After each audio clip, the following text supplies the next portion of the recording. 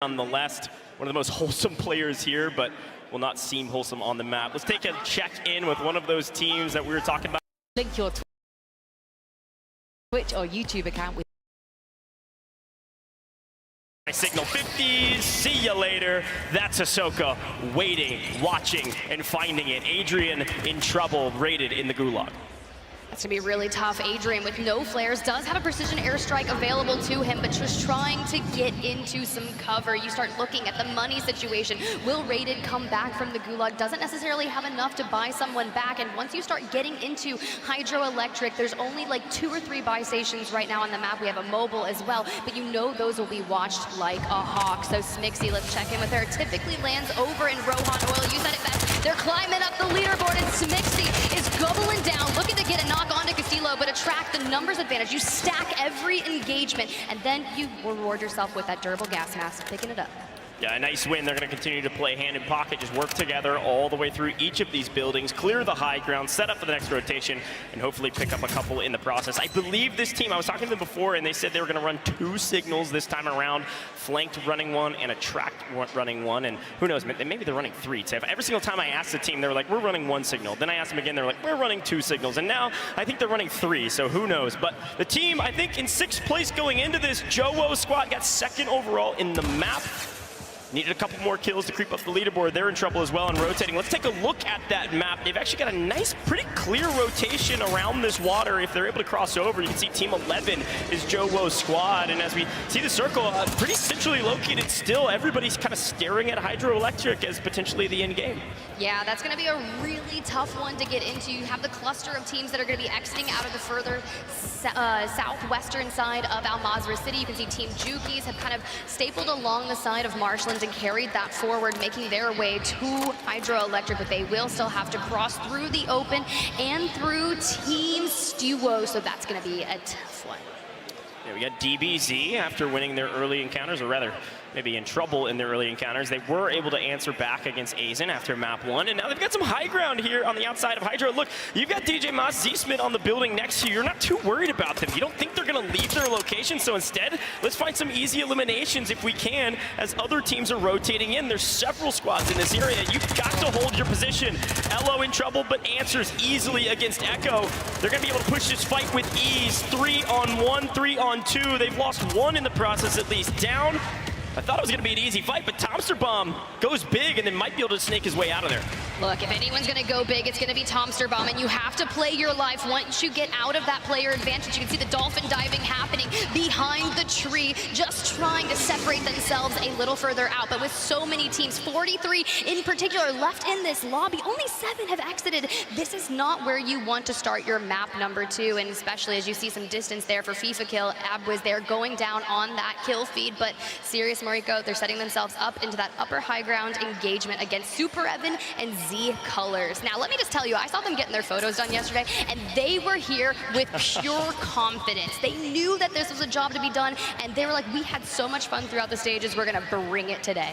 I love it. Well, hey, confidence is key. We'll continue to say it today, but Sirius on your screen is going to have to try to push into this next circle, and you're going to be met by, I believe, that's Nico Infinite on the other side. We can talk about the coach all day today. Crowder, an incredible competitor, coach, and everything in between, has a chance that no one else has to potentially be a Warzone champion on top of winning champs as a player and a coach. An incredible player that came through in the wild card of the LCQ. Ridiculous performance through the water, and you're always going to find them near the in circles. The question in my mind always is, do they have enough eliminations to make it not only into the money, but make it into the top 10 today? That's true. It's a good shot on the money right now. Top 25 here on the day of our 50 teams will land themselves with a portion of the prizing, and it's going to be all the eliminations that you need. You see Team Biffle creeping up the score, trying to close that distance onto Hisoka, but Team Luki on your screen, Horrid gonna fall, go to the gulag, and some Semtex going out to kind of anchor down on that staircase. But the question of the day is all of these flares, it's flare warfare here. I just saw 2 on the ground. Trev's able to pick up another one, so anytime they run into issues, you just gotta do a little dolphin dive 360 out of a window and hit the Hail Mary flare. That's exactly right. That flare, of course, an easy way to get your teammate back. It will pick a random teammate, but a teammate nonetheless. And at this stage, at this level of Warzone competition, you trust every single one of your teammates, regardless of the situation. Team 36 having to rotate in. That's Teeny and Levi had a chance to sit down with that squad. That's our Australian expansions team. And, well, they really were relying on Zeppa to kind of lead the charge from an IGL standpoint and having LAN experience. Hey, speaking of Crowder, in trouble, and it's Swag answering against Nico, against Dez, and against Crowder, and I believe that's a full team wipe. We'll see you later. Gonna have to come back in map 3. What's up with Swag always running into the wildcard teams? Hey, it was look. Tactical Brit in map number 1, and now Nico Infinite, Crowder, and Dez in map number 2. Look, if that's how you gotta do it, you gotta do it. But this positioning is quite nice. You can see there's a handful of teams just around them, so they will run into issues from the north and from the west and the east. So playing that position is key. Hopefully you've got smokes for rotation and the signal for picks. All right, now this zone is going to be ridiculous. You just saw that the gulag is close, so no more safety nets. Look at all the loadouts falling out of the sky. There are still 35 teams alive. We're just now creeping into the first multiplier. So when we talk about kills being king, this is what we're talking about.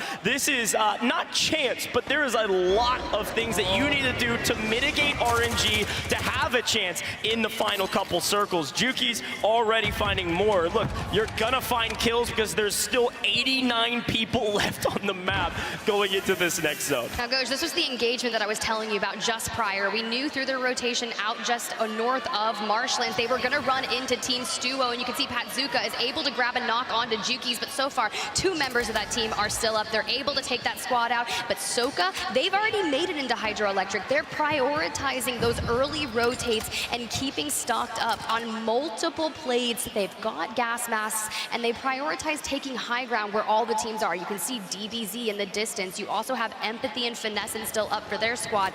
But to get a hand at Soka and to chow them, it's going to take everything that you've got. Yeah, I don't mind this spot by them, especially if they get that southern zone pull. They've got a huge advantage here on the edge. Now, they've got to clear their backs. There are a lot of teams to go through yet. This isn't even hardly in-game, although technically it is. There are so many teams alive and so many pieces of cover they could be hiding behind. You've got to assume every single corner you check, there's going to be a team. Every single wall you peek over, there's going to be a team. Tip, this isn't multiplayer, but I think the snakes are about to be in. Let me tell you, you guys at home thought your Warzone ranked matches were tough, that you were like going for your SR. Well, think about being in the World Series of Warzone in endgame with 30 squads to go. We are 18 minutes into the game and 30 teams alive. And Skullface, they have set their sights on the next team. They want to clear out the south, so they're going to take that southwestern rotation and try to take up as much space, claim this building, because it is a game of space towards the end and high ground. All right, Skullface again. This team is in such a good spot, but they're going to have to now rotate in. They didn't get the zone they wanted, but still not a bad spot. Swag pushes forward, getting held by J-Tech. Colors goes big with smokes and nades. You've got to use your resources effectively to zone off the advances. If you want a chance to make the in circle, you better have smokes, and you better find them on the ground after you use them. Binzy, Boog, Stukex, underrated squad from this area, trying to hold down the other squads as well, and this is going to be a tough rotation, and Swag has the chance to have the high ground here, but they've got to win the gunfight. He can't find his opponent. There's too much smokes. He throws the flare up. They at least have a floater somehow still alive. So much smoke and so little time to get to the next zone.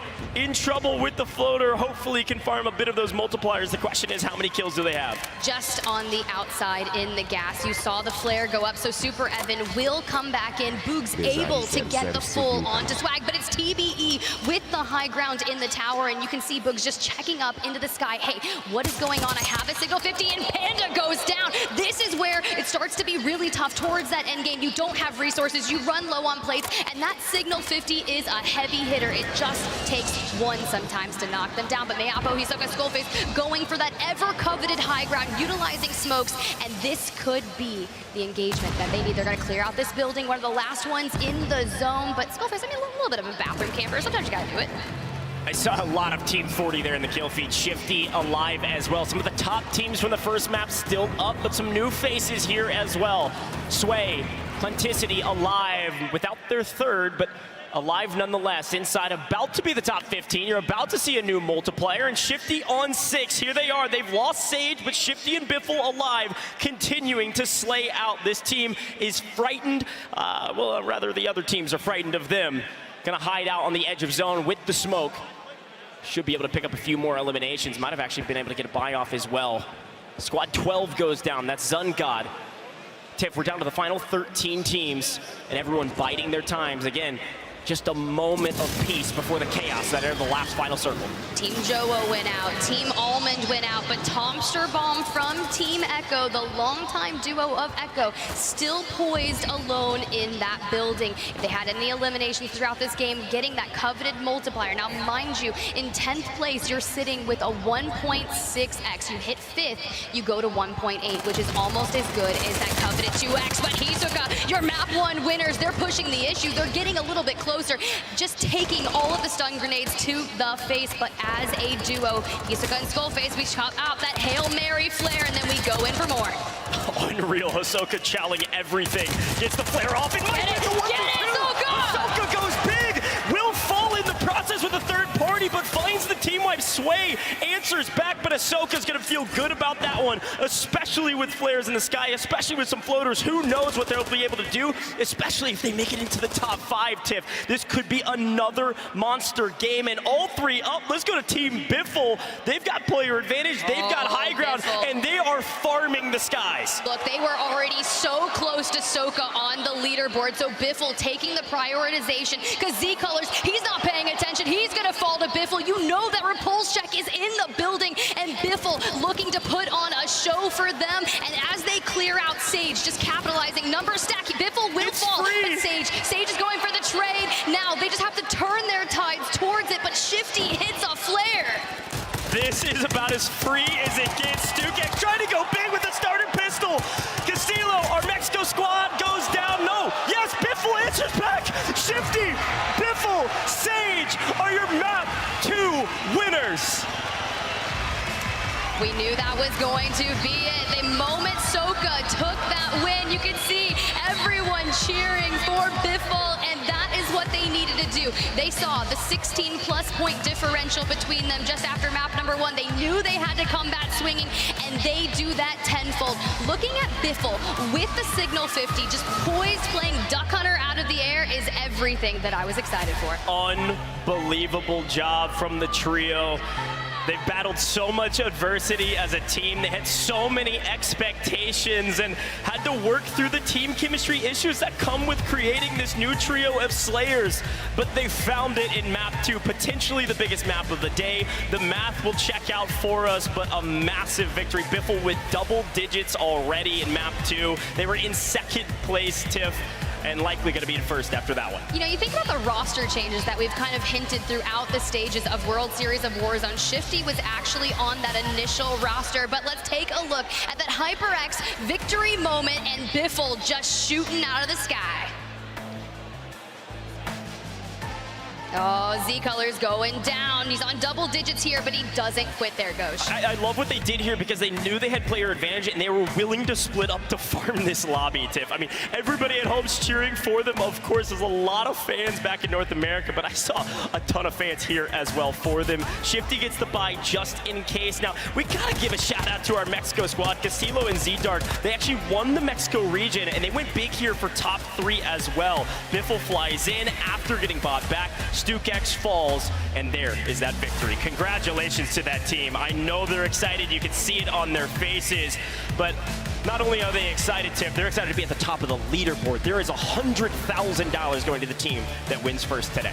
Ooh, and not only the money, but the pride. The first ever to do it at the largest Warzone LAN that has ever been seen. We talked about the 150 players behind us. 300 computers are in this building, Ghosh, so it's starting to get a little hot. But if you at home want to watch them, you know, go find your newest creator. Maybe you want to check out Biffle's stream, Shifty's stream, Sage's stream. They're streaming live right now, so you can check out their POV as well. Yeah, a lot of watch parties going on, and I know you called it out. The Pulse Check is losing their minds. Hector's probably jumping up and down. Maybe already ripped his shirt off. I have no idea what's going on over there, but they got a lot of love over there on the on-site watch party. Go hang out with them, and I think we're gonna get an interview with that squad, which I'm really excited to hear about. And let's go check in right there with Frankie on the stage. Thank you very much, Tiff and Goj. And these boys are so hyped about their victory, as well they should be. Shifty, what were you just saying there? You were talking about the squad clicking. Yeah, I said basically the gears are clicking. We've seen it before when all 3 of us play great. we have big wins. And I told them going into that second game, let's win. We need it. We want this. We want every team to know that we're coming here to be dominant and that everyone should watch out for us. And it was a Hydro end game, so I mean, we couldn't ask for anything better. And these guys played out of their mind end game. Talk to me about the tactics in the in-game. You're going in and out of the gas. You're playing a risky game, but you knew you had it in the bag. What were the comms like? What were you saying to the boys? Oh, honestly, the comms were pretty intense, all right? Shifty was just trying to play his life inside a building, and I looked up, Sage called out there was a bunch of people floating, so I looked up and got like 3 free kills with a sniper. Yeah, it was really insane end game, so like you can't really call on what's going on, but you know, we were doing our thing. You boys are known as a bunch of aggressive slayers. How are you finding the Signal 50? I think Shifty's the only one sniping on our team, so as long as he keeps getting all those picks, he's had like 10 kills that game, so we're doing pretty good on slaying-wise. Let's come over then to you, Sage. So tell me about why your team did have trouble when you got together to take on the World Series, and now how you've managed to bring things to the point where you're standing on stage with me having had a victory. I mean, in stage 2, we barely formed the team. There's not really much practice, no chemistry. We knew right after that we didn't want it to destroy us. We said it's a humble. We didn't want to go into stage 2 knowing, you know, we're the best in the game. We wanted it to be like, we need to know our ground and know how we're going to be. Ever since then, we've only mainly lost 2 to 3 tournaments out of maybe the 10 that we've played. I trust my teammates. I trust D to get my trades. I trust my IGL Shifty, and ever since then, we've been playing perfect. You've been playing incredibly, second in the first drop of the day. Now you've got a victory to your name. Do you think you're the best team of the 50 here on LAN?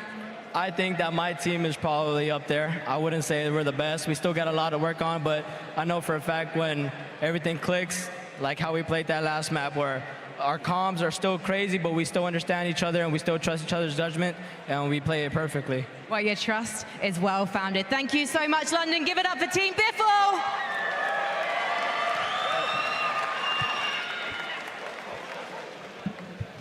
All right, game 2 is done. What an exciting ending once again with a new fresh winner. Will we get back-to-back? Well, maybe so, but we haven't got it just yet. Hey, check it out. Danjo, Enigma, straight to you, because I want to talk about a good recovery from TBE. From first out, they run into Huskers, they run into Dongi, but they have a better chance this time. Yeah, absolutely. I mean, we spoke a little bit previously, or at least I did, about the landing spot situation and how that's going to evolve throughout this afternoon.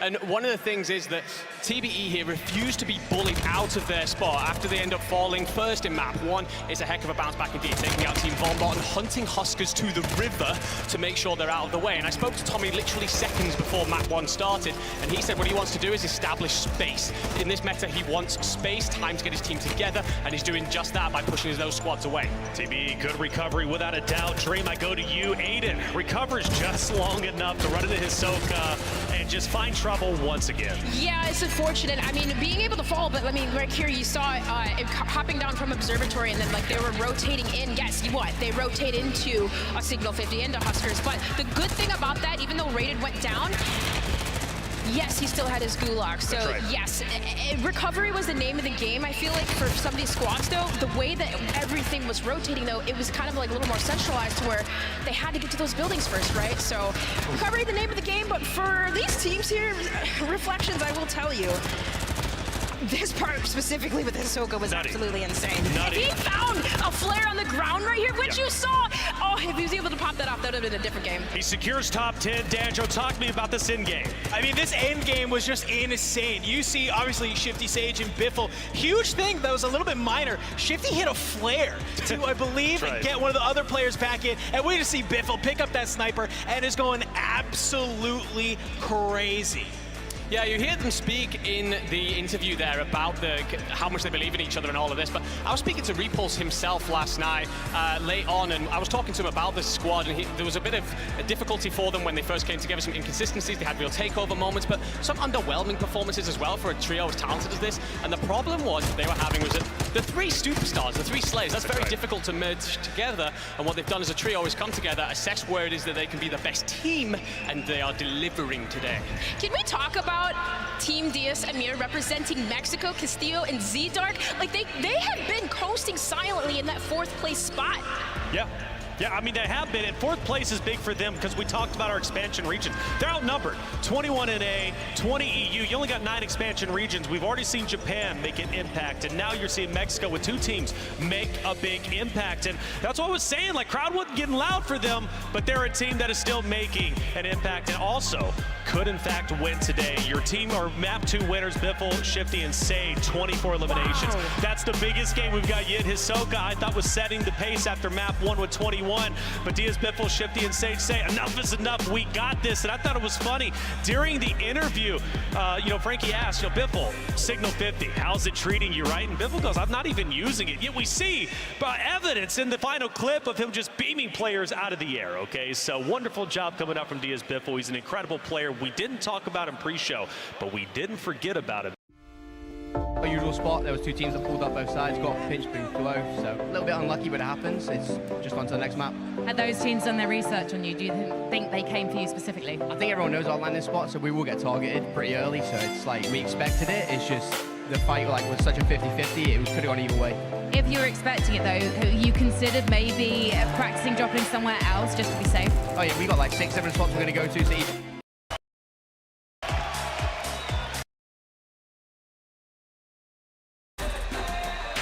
Get free games and in-game content with Prime Gaming.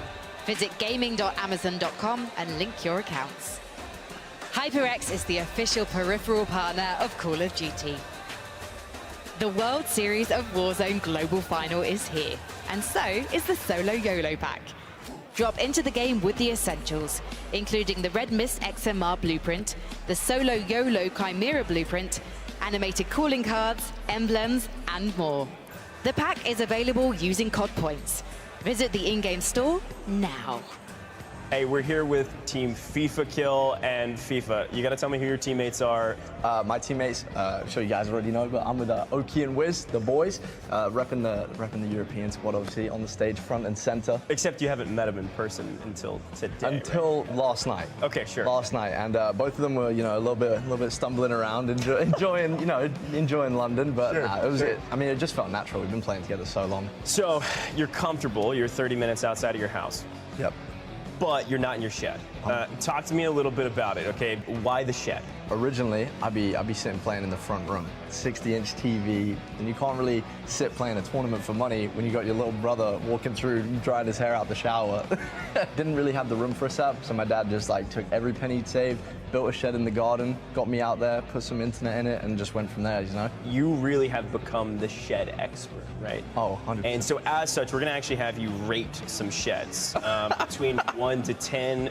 We're gonna start with this nice shed here, FIFA. Lovely. It looks a bit like mine, actually. I'm not gonna lie. Sure. I'd give that a solid 9. Okay, so how about this shed? What do we think about this? I love that shed, man. I'll give that shed I'll give that one a 7 because it is wall bangable. What about this shed? Yeah, that's prime real estate, actually. But I'll give it like a 5. Okay, great. Okay, this shed, this is a fun one. You've got some tools that you could potentially use in this shed. What are we thinking? Funny story, actually. My dad loves flowers, and there's a lot of flowers outside the shed. He likes to decorate, and my house only has 1 bathroom. So if someone's in the shower, the flowers become the toilet.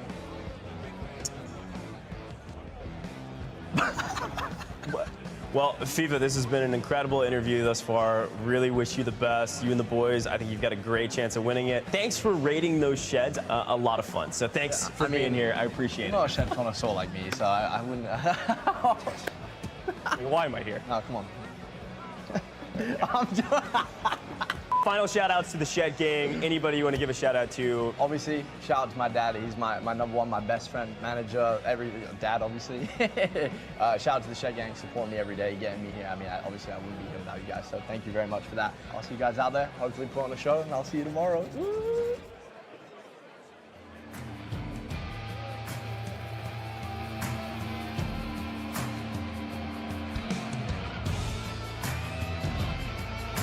Ladies and gentlemen, to the World Series of Warzone Global Finals presented by Prime Gaming here in beautiful London, England. It's been incredible, without a doubt. 2 maps down, about to hop into map number 3, which means that will be our halfway point. So if your favorite team isn't doing too well, get loud for them, because they need your energy.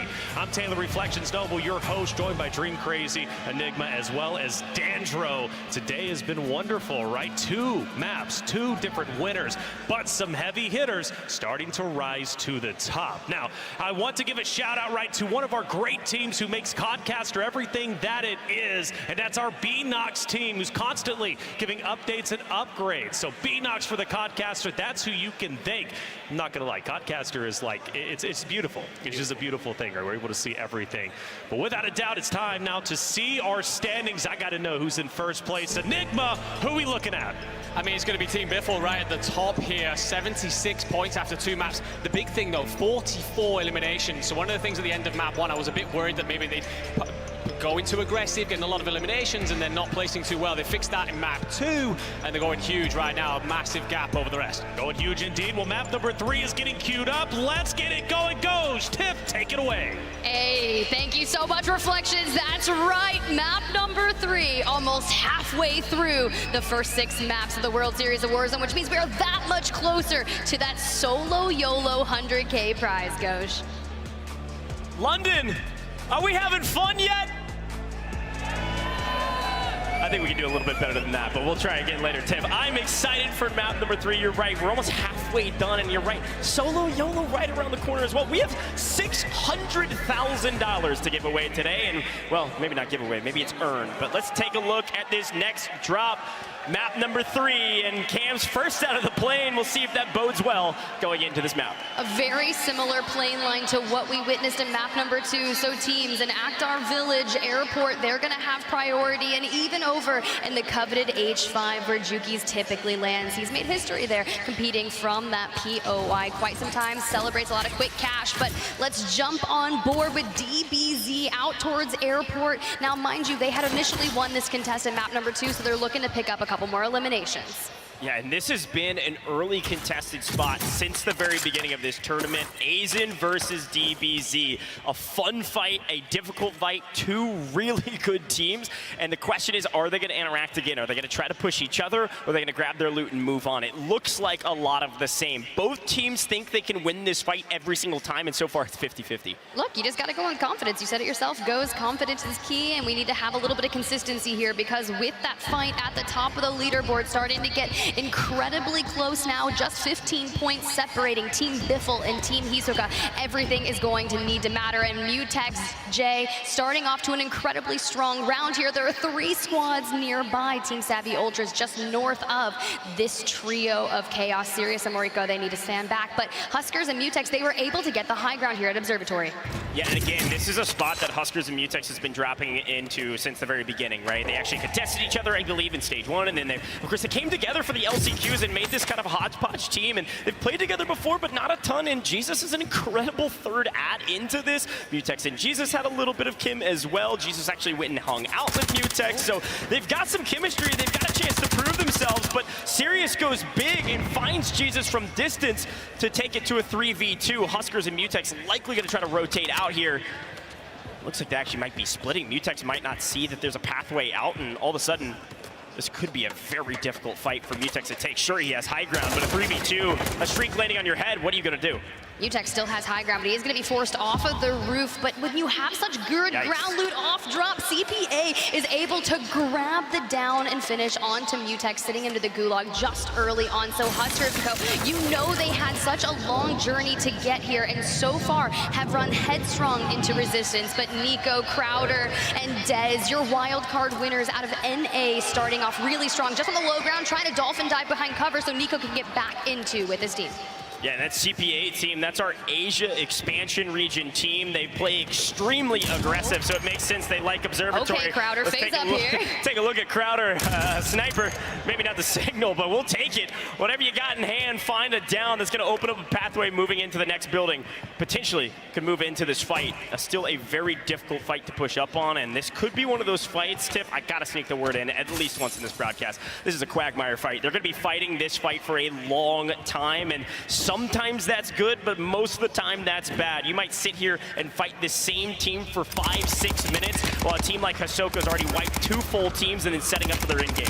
You can see Goat and Co. able to call in their loadout, but Dez able to apply the pressure with the ground loot Cronin. And if you're ever going to get a ground loot weapon, getting the one with at least 50 rounds in the mag is going to be nice. It's going to be allowing them to put as much pressure as possible. But you're right, this fight isn't going anywhere anytime soon, but being able to whittle down your enemies, get all of the plates out from them. But if they had one PA, one missile, everything would change the tide of that engagement. As you can see, Rated and Adrian on the rooftop, time to take down CZR, but it's going to be one, but it's going to be another, and he drops him. Rated, the IGL, able to capitalize on that and immediately fly in. Yeah, this is a great elimination because his team can do nothing about it. CZR goes down, but answers actually from a third party. Z-Smith comes in from behind and wipes his former teammate. Aiden sent to the gulag. Z-Smith, Ebates, DJ Moss on the hunt, and Rated knows they're coming. Look, if anyone's going to do it, having it be Z-Smith is pretty nice. When you think about the storylines that he had going throughout the stages of World Series of Warzone, kind of came out of a semi-retirement, and he always knew, I have so much to prove. And knowing how many tournaments Z-Smith has won throughout the history of Warzone, having him say, I am an underdog, is kind of scary, because we talk about everyone that has their own stories and what they have to prove. Z-Smith, you know, this is the stage to do it on. Well, we've got Reaper, we've got Diego Soros and Lage on your screen. Lage looking for an elimination here. Lage actually one of our 10 mouse and keyboard players as well, coming through the expansion regions. Lage goes big. You can tell based on his sensitivity what he's able to do, snapping around, having to fight against some of these controller players, but it's a smoke. He doesn't get first shots down. Luckily still alive though, is gonna use the smoke to his advantage this time to get out of dodge and replay back up. You see all the smoke, Zaf in the distance, gonna hit the parachute and try to expand out to another building. This is one of the toughest buildings, in my opinion, to push, but Hollow, he's gonna jump out, try to get a different angle onto Lage. Not able to capitalize, here we go, the shields are gonna be cracked, and yes, it's a 2v2, but it's gonna be Zaf that goes down. Lage last alive, in trouble, running away. Third place from the Brazil qualifiers. Has a chance here to stay alive and should be able to get out of dodge, but it's going to be difficult to not get hunted down. Lage might actually be readdressing. Back to Observatory, Tiff. Look who's here. Hisoka on main stage and trying to hunt down this Asia qualifying team. CPA, Sirius, Mariko looking to answer back, but down on the low ground. This is going to be a tough fight to win, and they actually might just take the tunnels out.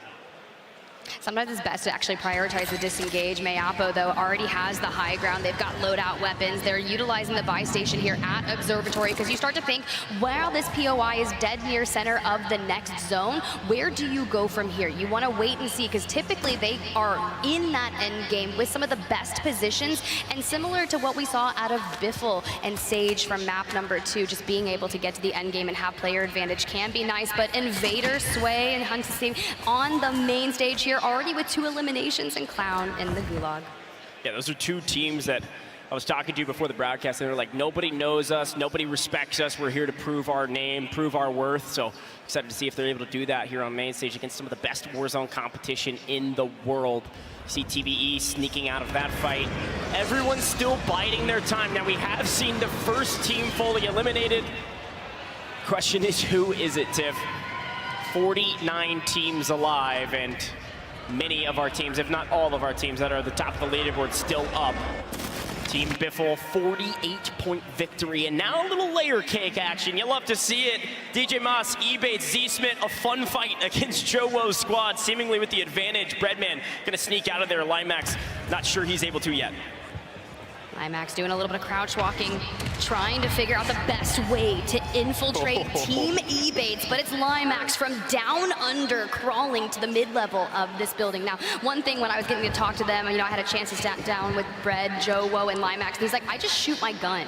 I'm here to show out and shoot, and he's still infiltrating this building. Now, I've had this happen to me several times. If he's able to fully flank them, that's kind of scary, bro. Sneaky, sneaky. Can he catch an angle? I don't think they know he's here. Dude.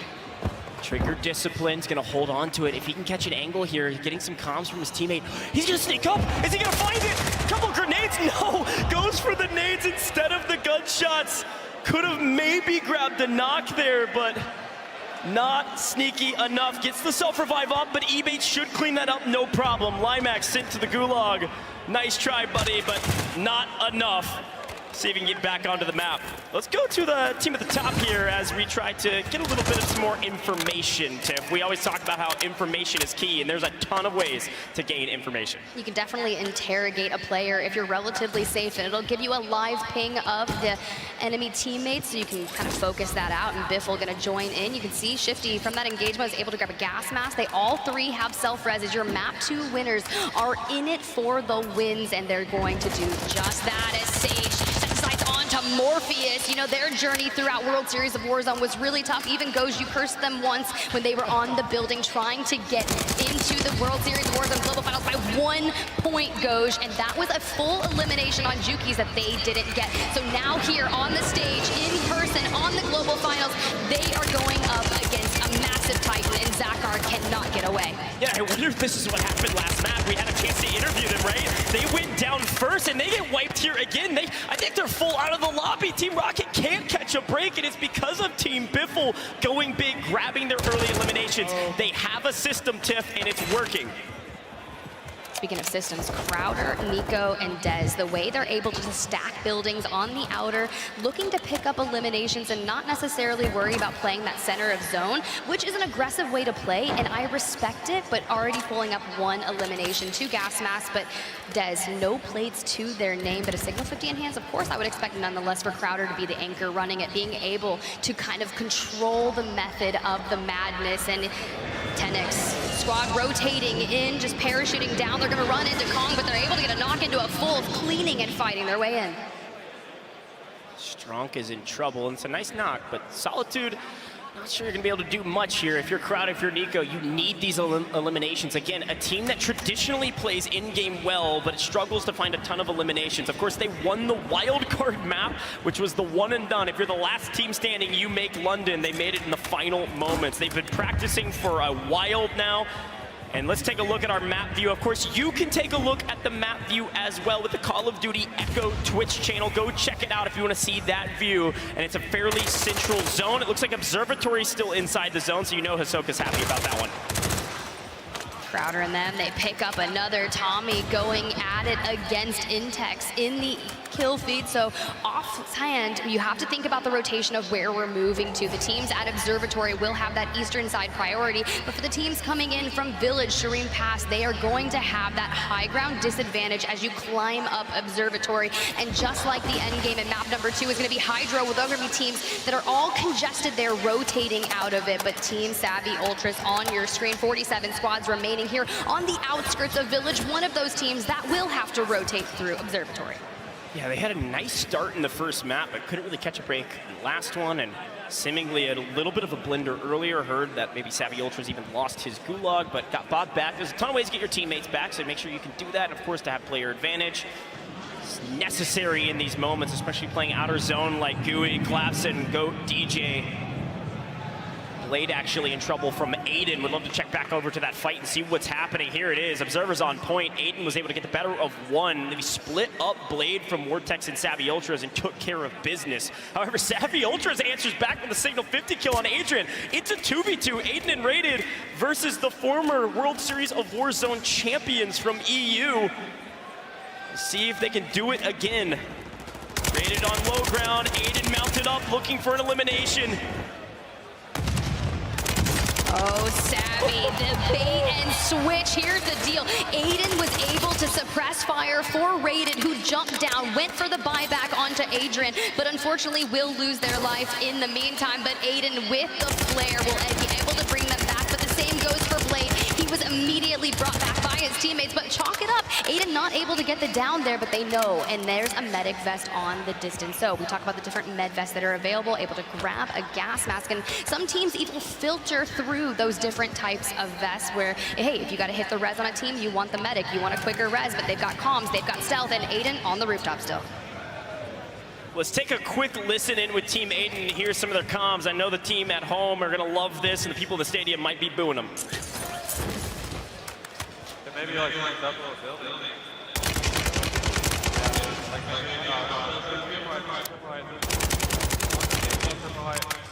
Did we just play Saeed?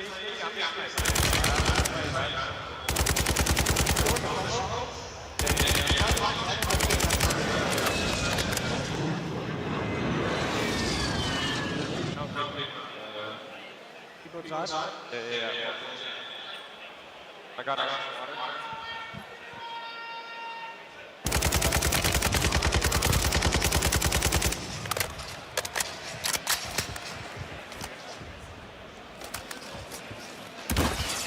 Cool, calm, and collected is what Aiden and Rated are always. The Cheddar brothers, having played together for years now and earned, well, a lot of cheddar.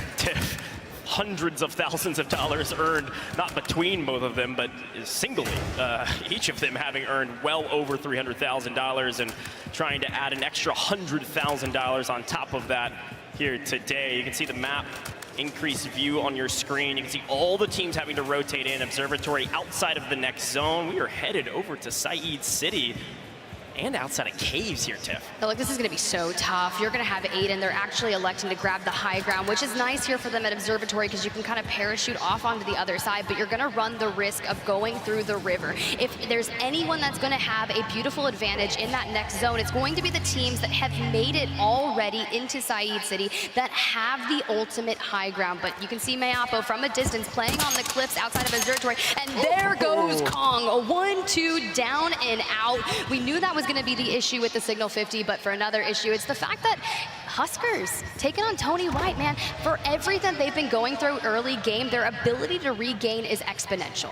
Yeah, I've been very impressed with Huskers' team's ability to stabilize. I've seen them hunted down time and time again from TBE, and yet all three are alive and trying to take this fight from potentially multiple angles. We'll see if they can hit a couple jump spots up, or they're just going to all push up together. Sweezy's team, of course, has the advantage here, being that they have the high ground, some pinches.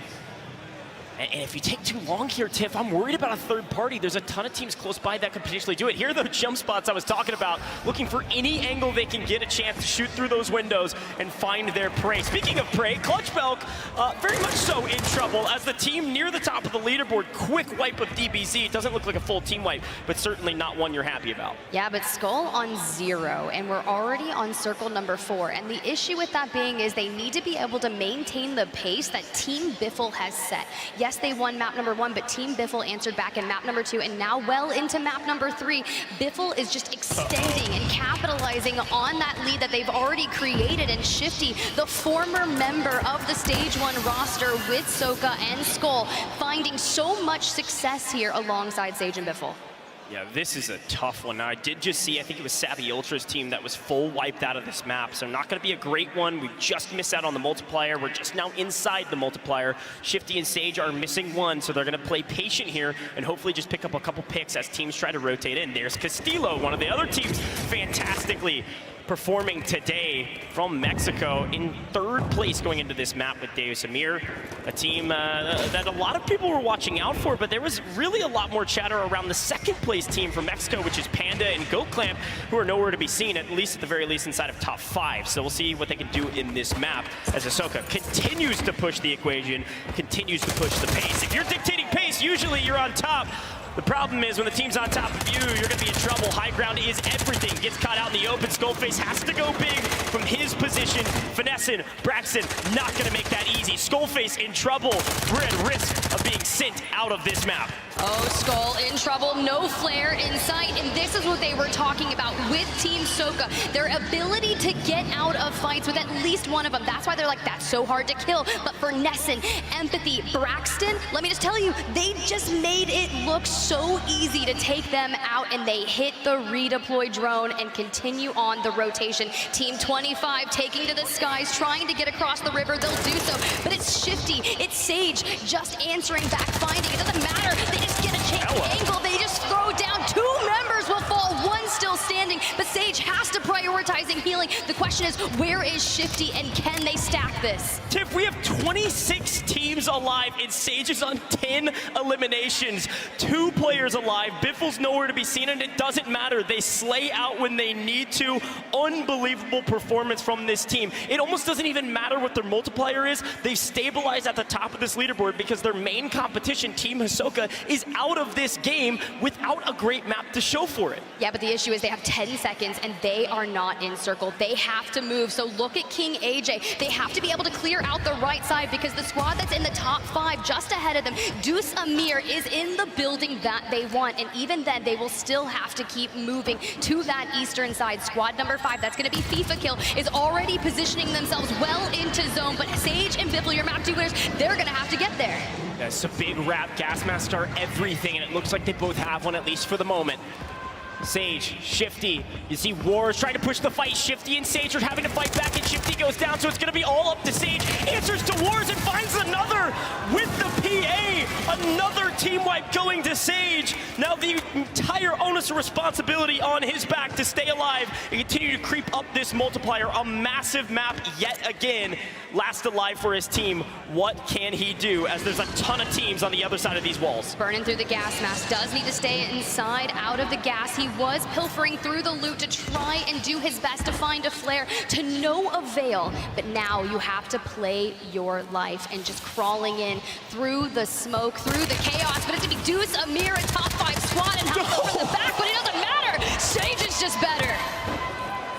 No health and a couple plates just inside the zone. The gas mask is gone. He's gonna have to fight the team in third. No! Mexico on top. Sage goes down. It's still a fantastic map. They're gonna be at the top of the leaderboard, but it's the Mexico team winning their Mexico qualifier, still alive. Deus Amir, last alive for his team. A team wipe to boot. Mexico going big. I really respect the ability from Sage to try and hit that mobile buy, but to no avail. But still, the Titans, the prodigal son, Tommy, on your screen, returning to the copper box, looking to find success. But you got to get through the end game first. 12 squads remaining, and they seem to be at least north of 8 eliminations. But with having to fight forward, utilizing Semtex, you can only imagine how to clear out a building. No connects, so they're making sure they can check, is anyone still inside this building? Can they get it for free? They actually can get it for free. You're going to have Clown on the other side. He would love to grab a knock here, and he knows they're in there. There's the grenade knock. TBE, they call themselves TBE because they're the best ever. Tommy goes big for 8 currently and should find a 9th. They've got high ground position. They've got player advantage. Tiff, this could be the map they need to creep inside not only the money, but potentially the top 10. The money starts at top 25, so halfway through the lobby, and now you've got them on the roof. You hear the signal 50, but Team Braxton, they're not gonna let TBE take it so easily, as Braxton absolutely turns on that guy, able to get just inside before falling, but finesse and capitalizing on the rest of Team Huskers. This is such a fun team to watch. Again, another team that on paper are underdogs, but really, can you call anyone underdogs in this stadium? They've earned the right to be here, and they have a chance to go big to win map 3, but you've got to go through the behemoths that are TBE, who have the clear advantage. Signal 50 in hand, sure, you'll connect, but can you find a knock and a full wipe? You love to drop some of these teams of 3 down to 2. Gain every advantage you can. They don't get the zone pull, but it's still not a bad one because they've got angles, and they've got, at least Tommy's got a gas mask to use. We're into the top 5 as Team FIFA Kill goes down, and guess who's got the pull? It's going to be Team Braxton, but TBE look to capitalize on that, but they don't have any Semtex. They've got to do it with the Lockman and close the distance. Braxton chows, he takes down, and Tommy with the signal 50, anchoring for the squad, hits the Hail Mary flare before he goes down. Did it connect? Because Noobs is landed. He hits the flare. We knew it was going to be flare warfare, and StuKX able to end Team Lovey, and now we're into the final 3. TBE not only got everyone back with flares, now we've lost Noobs, and Alma gets shot out of the eye. The sky is just Tommy last alive.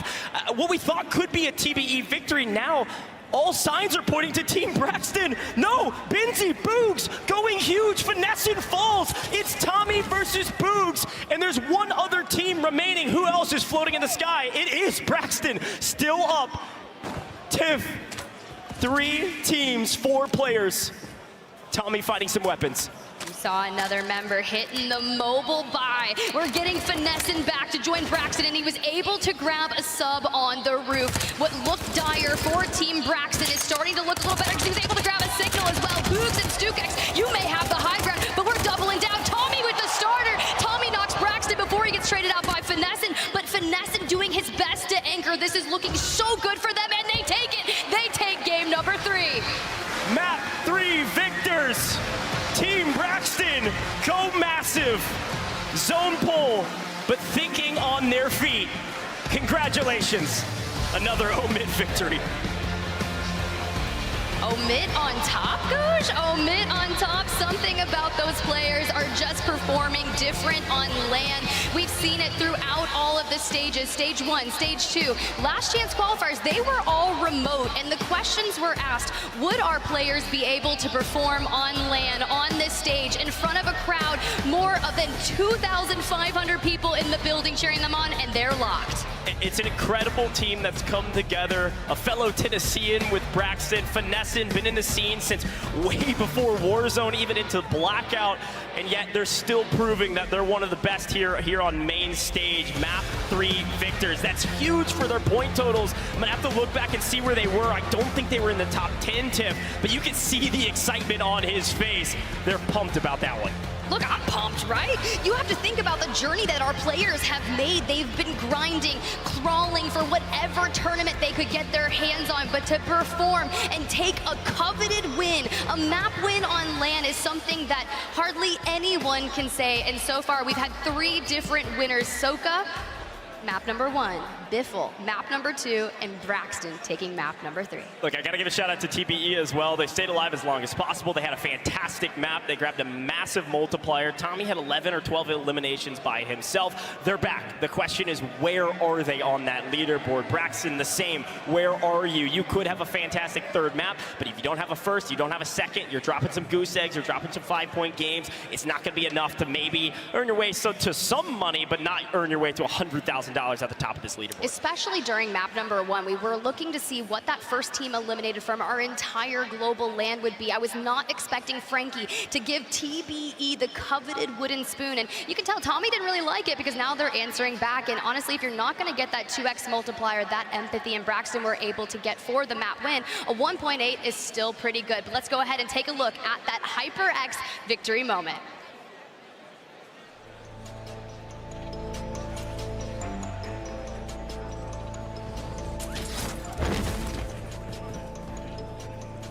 This moment, Tiff, and as Tommy with the pistol in hand, doing everything he can. This is the flare meta that we're in, right? Of course, you've got the 3-2-1 meta with the signals, but when you've got flares in the in-game, for a moment, you have a bit of reprieve flying up into the sky, but the question is, can you land on weapons? This is a key moment looking back at this victory. Braxton was able to find not only a Lockman sub, but also a signal. Gets a couple shots down lane, and guess who's alive to back him up? It's Finessing. Tommy cleaned up by Finessing from distance to keep Brax alive. Down, but not out. Finessing alive, they clean up the victory. Very well done to think on their feet. Sure, they played the last circle well, but thinking on their feet at the end was what won them that victory. Not only were they able to find weapons, but it's Braxton who comes back in, lands on the mobile buy station, gets himself a Lockman SMG, a Signal 50, and a buyback to bring his team in. So now I know that Frankie is on the floor looking to talk to them, and I'm curious to hear what Braxton and co have to say. So am I, Tiff, because that final fight was absolutely electrifying. Braxton, you actually managed to take the victory with all 3 of you alive, which was a miracle considering the chaos. Talk to me about how you managed to take the victory. Yeah, so we got building control. We knew we were going to hold the building. We knew we had a good zone pool. So I basically told my boys, you know, stay true, stay home, stay in our building. And once we saw that zone pull farther to that portable buy, I knew we had won the game pretty much because we had the best rotation. And I ended up getting knocked and got flared back, and I was pinging for my teammates. And they held it down, got big kills, and that's how we got the win.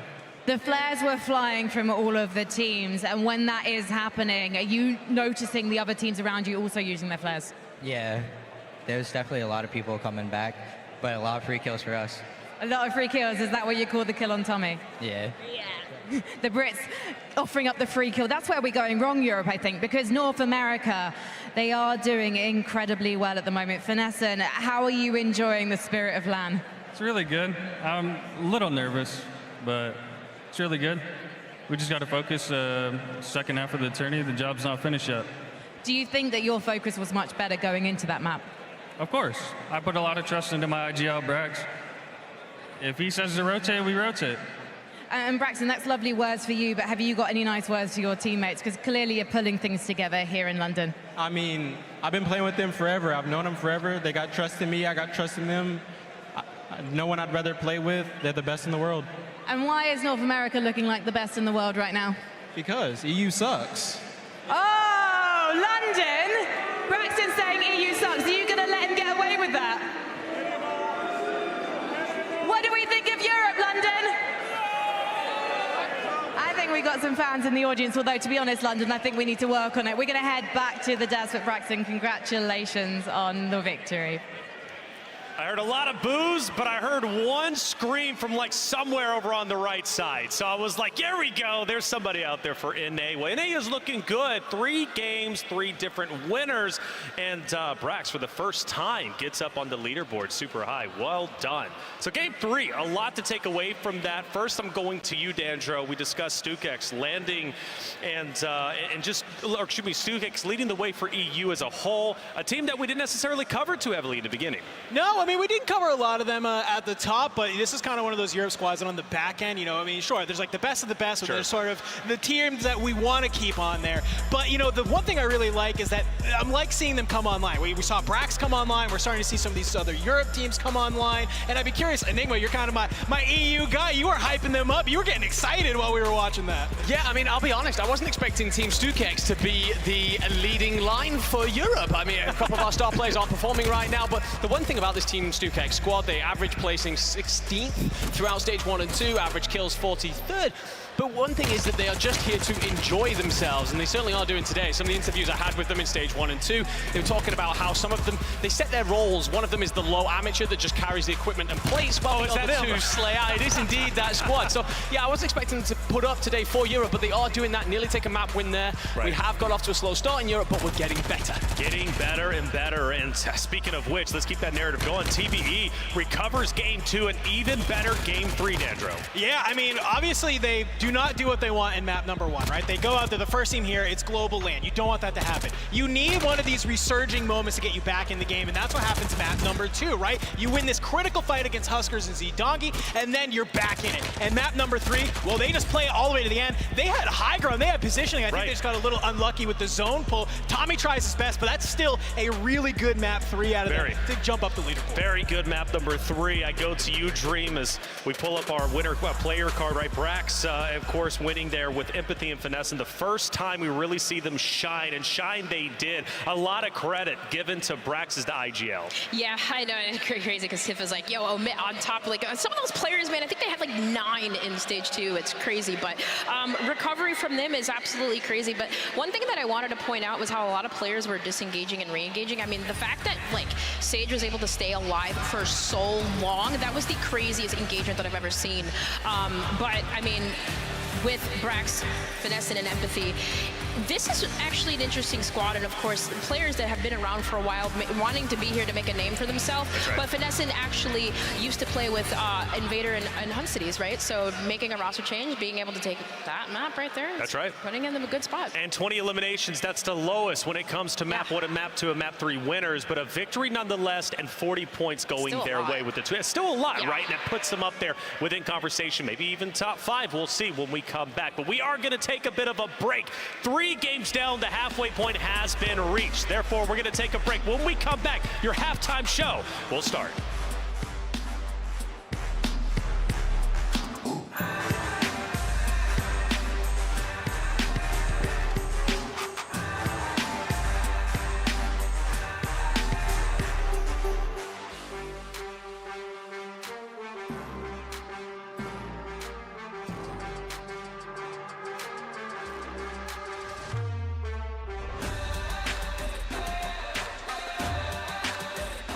Get free games and in-game content with Prime Gaming.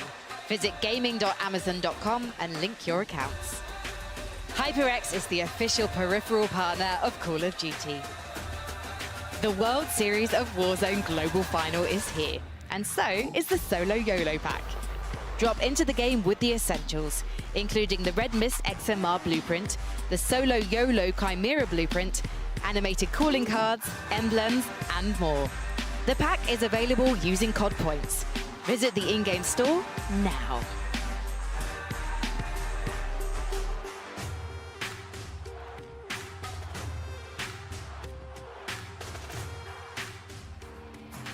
Hello, I'm Frankie Ward, London resident and the stage host here. at the World Series of Warzone 2023 Grand Final. And I'm so excited to have one of those Grand Finalists with us now. Smixy is joining.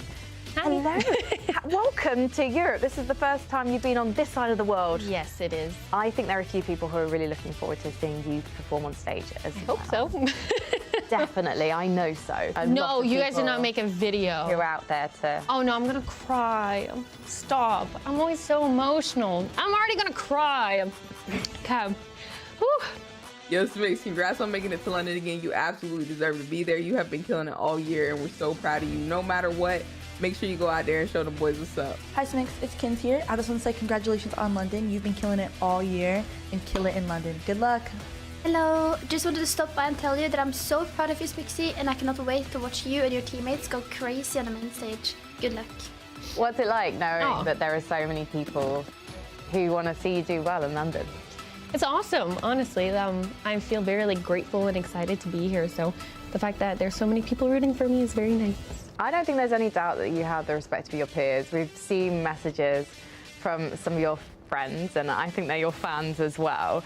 How do you feel knowing that you are representing other Warzone streamers and competitors like yourself? I wish that there was more women here with me today. Honestly, I wish the room was filled with women, but I'm just gonna try my best.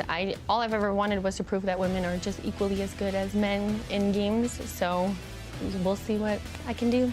Yeah, anything you'd like to say before we let you go compete? Thank you for having us. Thank you for hosting this. This is awesome. I'm super excited to compete in World Series of Warzone. And yeah, I'll see you guys on the stage. Watch out for Team Smixy. Yeah. Otherwise, she's going to take you out.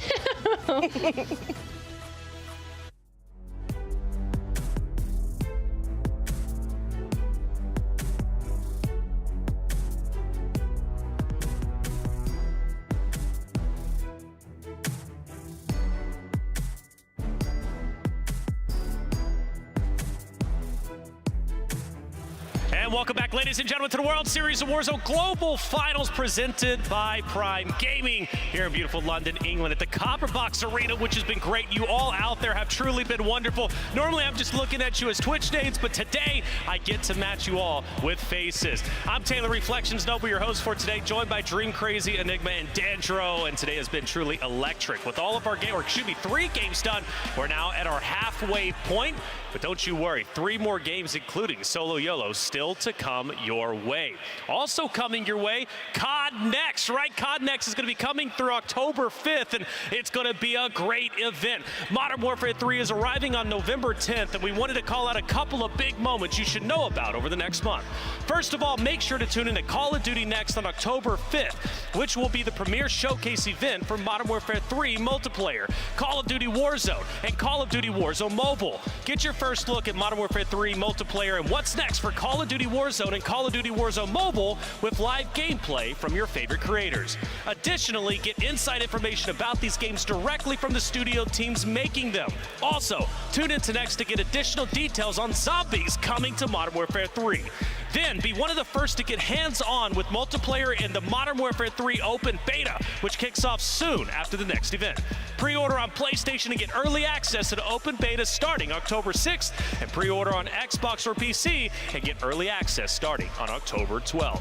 Hey, it's going to be a great event, a lot going down whenever it comes to COD Next. I can't wait to get it started, and we'll see what's going to be taking place, because, hey, always good to get those little sneak peeks, right, Dream? Oh, absolutely. I mean, not to mention, we have that sneak teaser of it being Modern Warfare 2 2009 maps. So that's kind of where I was born at. I'm excited to play it. I was already looking for my beta code. I was like, man, is there one laying around? But I'm super excited. I cannot wait to get my hands on it. That's right. First female Call of Duty professional. Don't think franchise. Franchise, but don't think I forgot, all right? You were the GOAT. I was casting over you way back in the day. Well, that's 3 games done, and we need to check out our standings, okay? And Dandro, you haven't had a chance to cap it, so let's go ahead and recap it. How we looking? All right, hey, we're halftime point. Let's go ahead, and unsurprising to anybody, it is Biffle at the top. We have 63 eliminations, 102.6 points total, but I gotta give a huge shout out to Team StuKex. After that map number 3, they have leapfrogged their way to second above Team Hisoka on 3rd. So I'm looking at a couple of those squads. TBE, though, with that map number 3, also jumping up up the 5th. So a couple of big teams coming up here at Enigma. Who else are we looking at? Well, I mean, I think overall, I'm actually taking a quick look at that Team Zach squad there, coming in from the European side to the French lineup, and they're giving us a bit extra when it comes to the performance that we're needing out of the European teams right now. We've got 3 teams in that top 10. I was hoping to see 4 or so, so we're doing not as bad as I thought we were. Hopefully build up more throughout the afternoon to see our superstars such as our FIFA kills and our Jukis come on through and see them rise to that leaderboard. Yeah, and for me, I mean, I'm looking at Aiden, I'm looking at Huskers, I'm looking at Savvy Ultras, like top players that obviously previous Warzones have been in that top spot, previous winners, and then, of course, Aiden Huskers and rated winning World Series of Warzone 2021. So being in that spot, I expect to see them maybe make a huge jump up. Yeah, huge jump up indeed. Team Swag there. Of course, Super Evan Z Colors. Super Evan, a great human being in general, but a fierce competitor. He's excited to be here. And, to being down there, at least top 20, that's okay. Still time to recover, right? 3 more games to go, only 3 games down. And we have already seen some recoveries, TBE being the biggest talking point, but Diaz Biffle being in first by about 30 points is a tremendous talking point, right? Because he comes off the back of a huge tournament, 5 total weeks that he played in. He wins 4 out of the 5 weeks, second place week number 5, and now he's here in first place. The man is absolutely on fire. But let's take a step back in time and go to map number 1. And Dandro, this is where we started the day, right? It was a big, big moment off the rip. Aizen, keyboard and mouse player, going against Heeds, or should be with Heeds and Gromalog, loses 1 player, but gets first squad wipe on TBE. Dude, for it being the map 1 of Global Finals, this was so aggressive. I thought everybody was going to be shaking in their boots. I thought they were just going to be sticks in the mud, not moving. We're seeing teams get aggro. I'm watching Team eBay from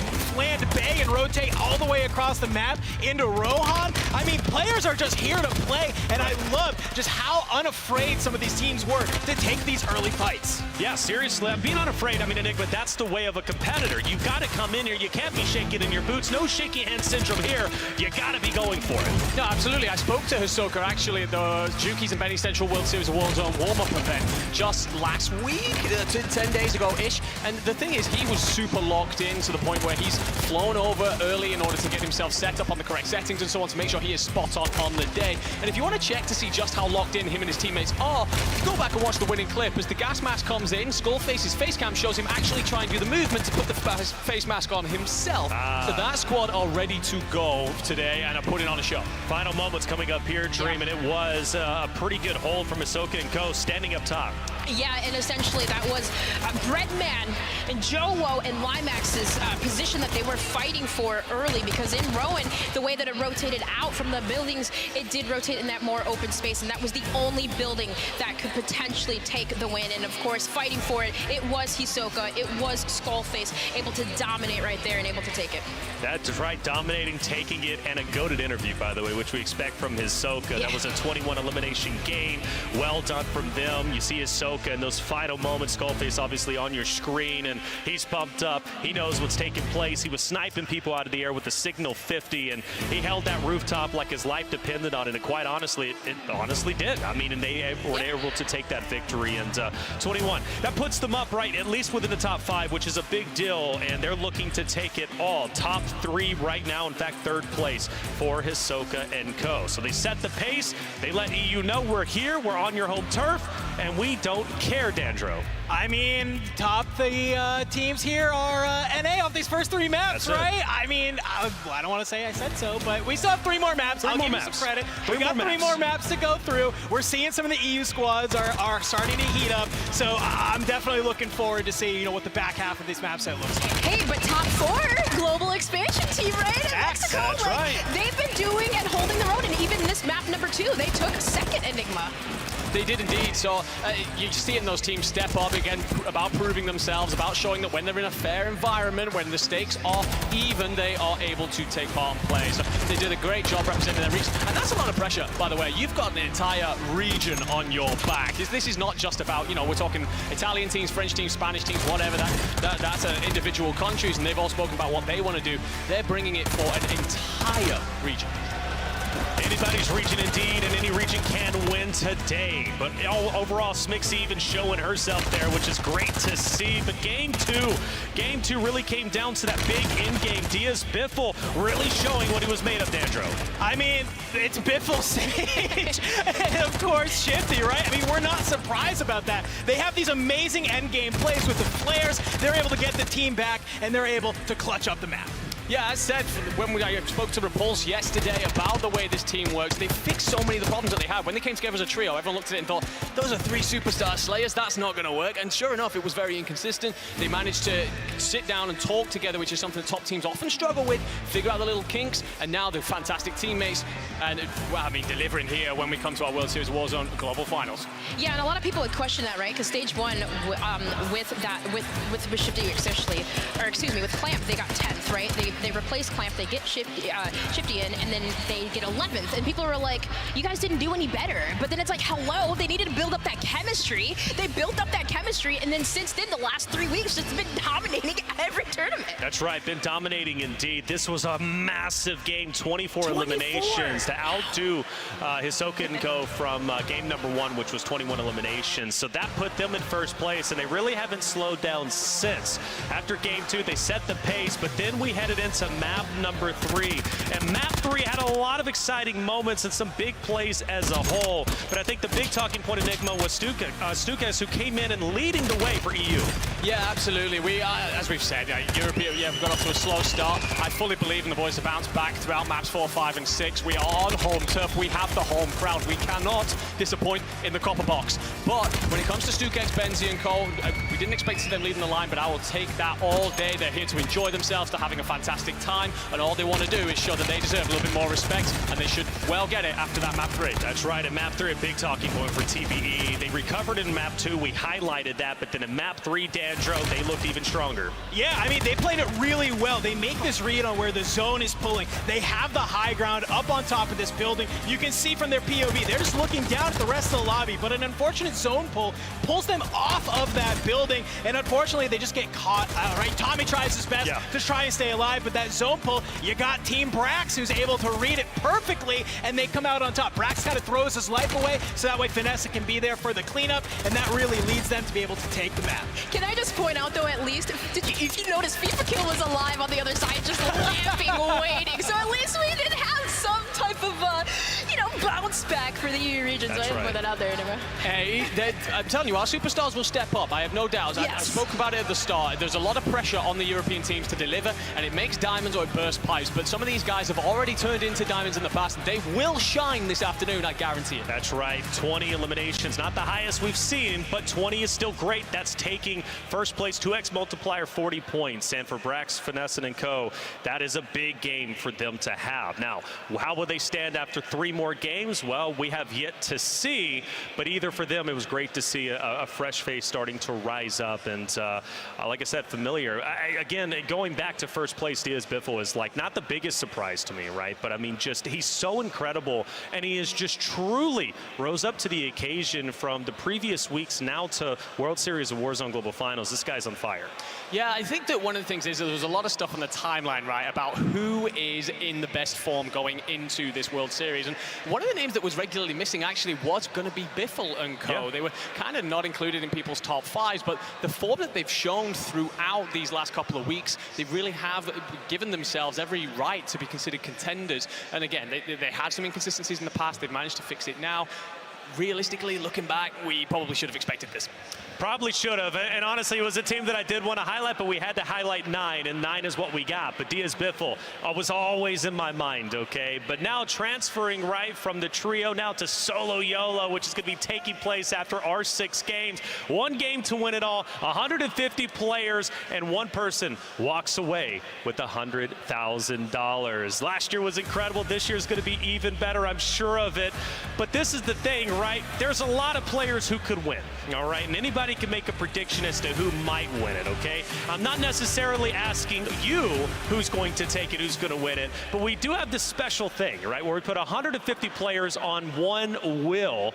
And Dandro, you were actually the guy who came up with this, so I'm going to let you lead this segment. So if you happen to miss the LCQ, right, we talked a lot about some of the teams that were going to be winning that wild card map. And it gave me this idea of, well, why don't we put all the teams on a wheel? So we thought for the solo YOLO, let's just do the same thing. We have this giant wheel with all 150 of our players' names on it, and we're just going to spin it because this is about as good as us trying to make an estimated guess on who's winning. I'm going with the RNG. I'm leaving it up to the universe on who is taking home the solo YOLO, and it's landing on DJ Moss. And you know what, Reflections? This would actually be maybe my pick if I was actually picking a player. DJ's been a long-time player. He's my homie, and that guy can play like an absolute rat. Hey, you know what MJ said, like, and I took that personally. Juki's was right below that, and Juki's like, nah, hold up. I'm winning. Okay, I'm coming in. I'm going to do even better. But, like, Tommy, you got just so many great players. From what I'm hearing, though, DJ Moss, he might be one of the winners, but let's at least, you know, collectively see how or who else is going to win. Let's spin the wheel one more time and see who's going to win the second go-around. Dandro. All right, here we go. Let's get ready to spin it. It's coming on through. Let's get some hype in the building, London, for who is going to be winning the solo YOLO. Someone's taking home $100,000. That's a lot of money, man. A lot of money, man. European. Begging for a European. Come on. Oh, come on.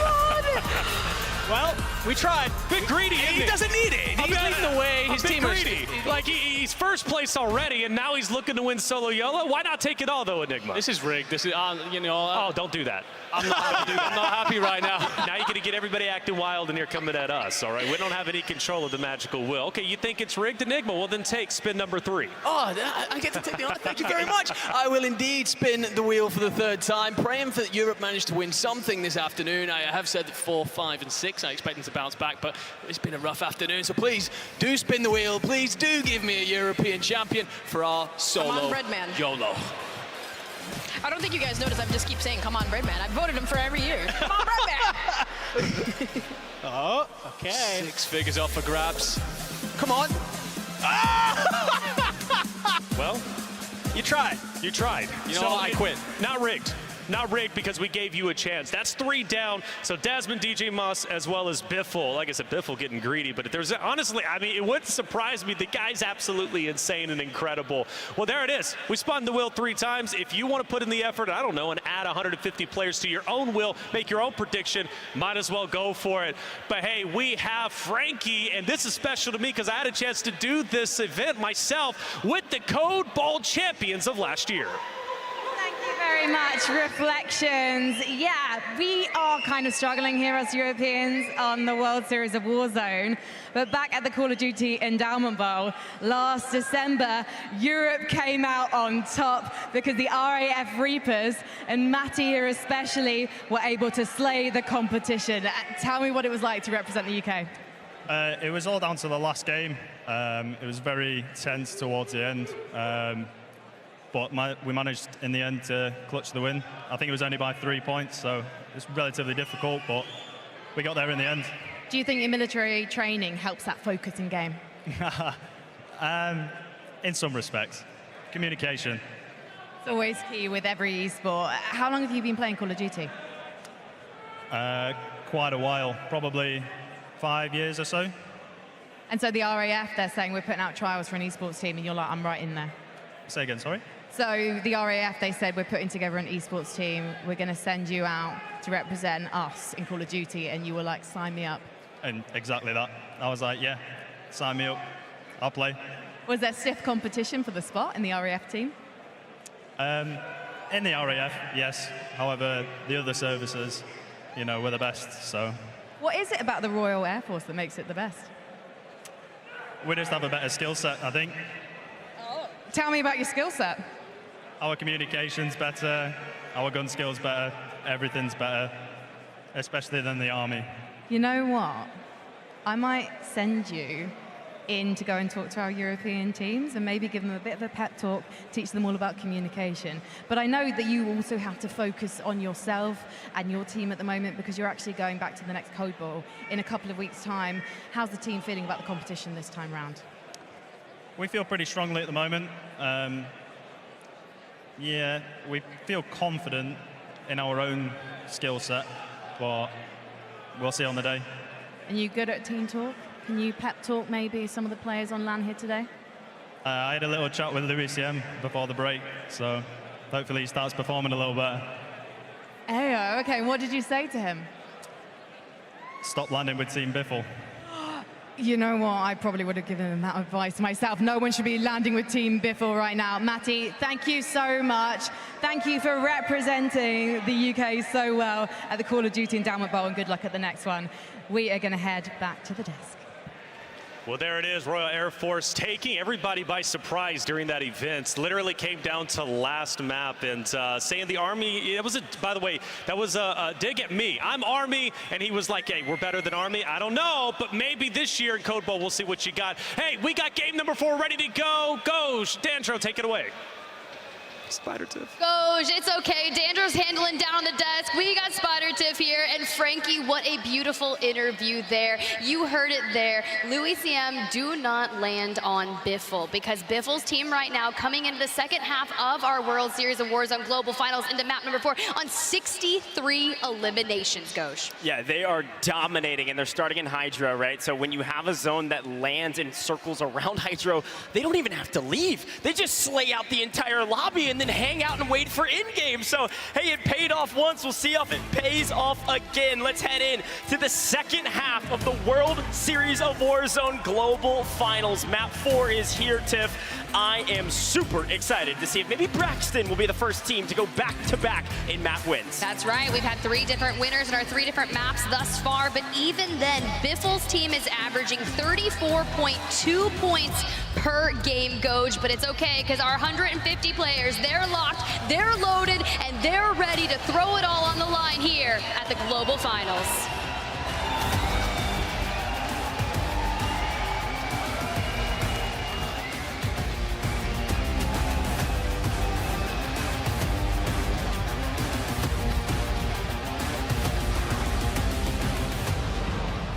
All right, London, one more chance. Get loud for the second half of the World Series of Warzone. Tiff, map 4 is here. Had a chance to talk to Empathy on Braxton's team right before this. Said he's known Braxton for about a year and a half now, and he DM'd him out of the blue, begging him to team with him, swearing that they could be one of the best teams in the world. A chance to go back-to-back here and prove that. And guess what?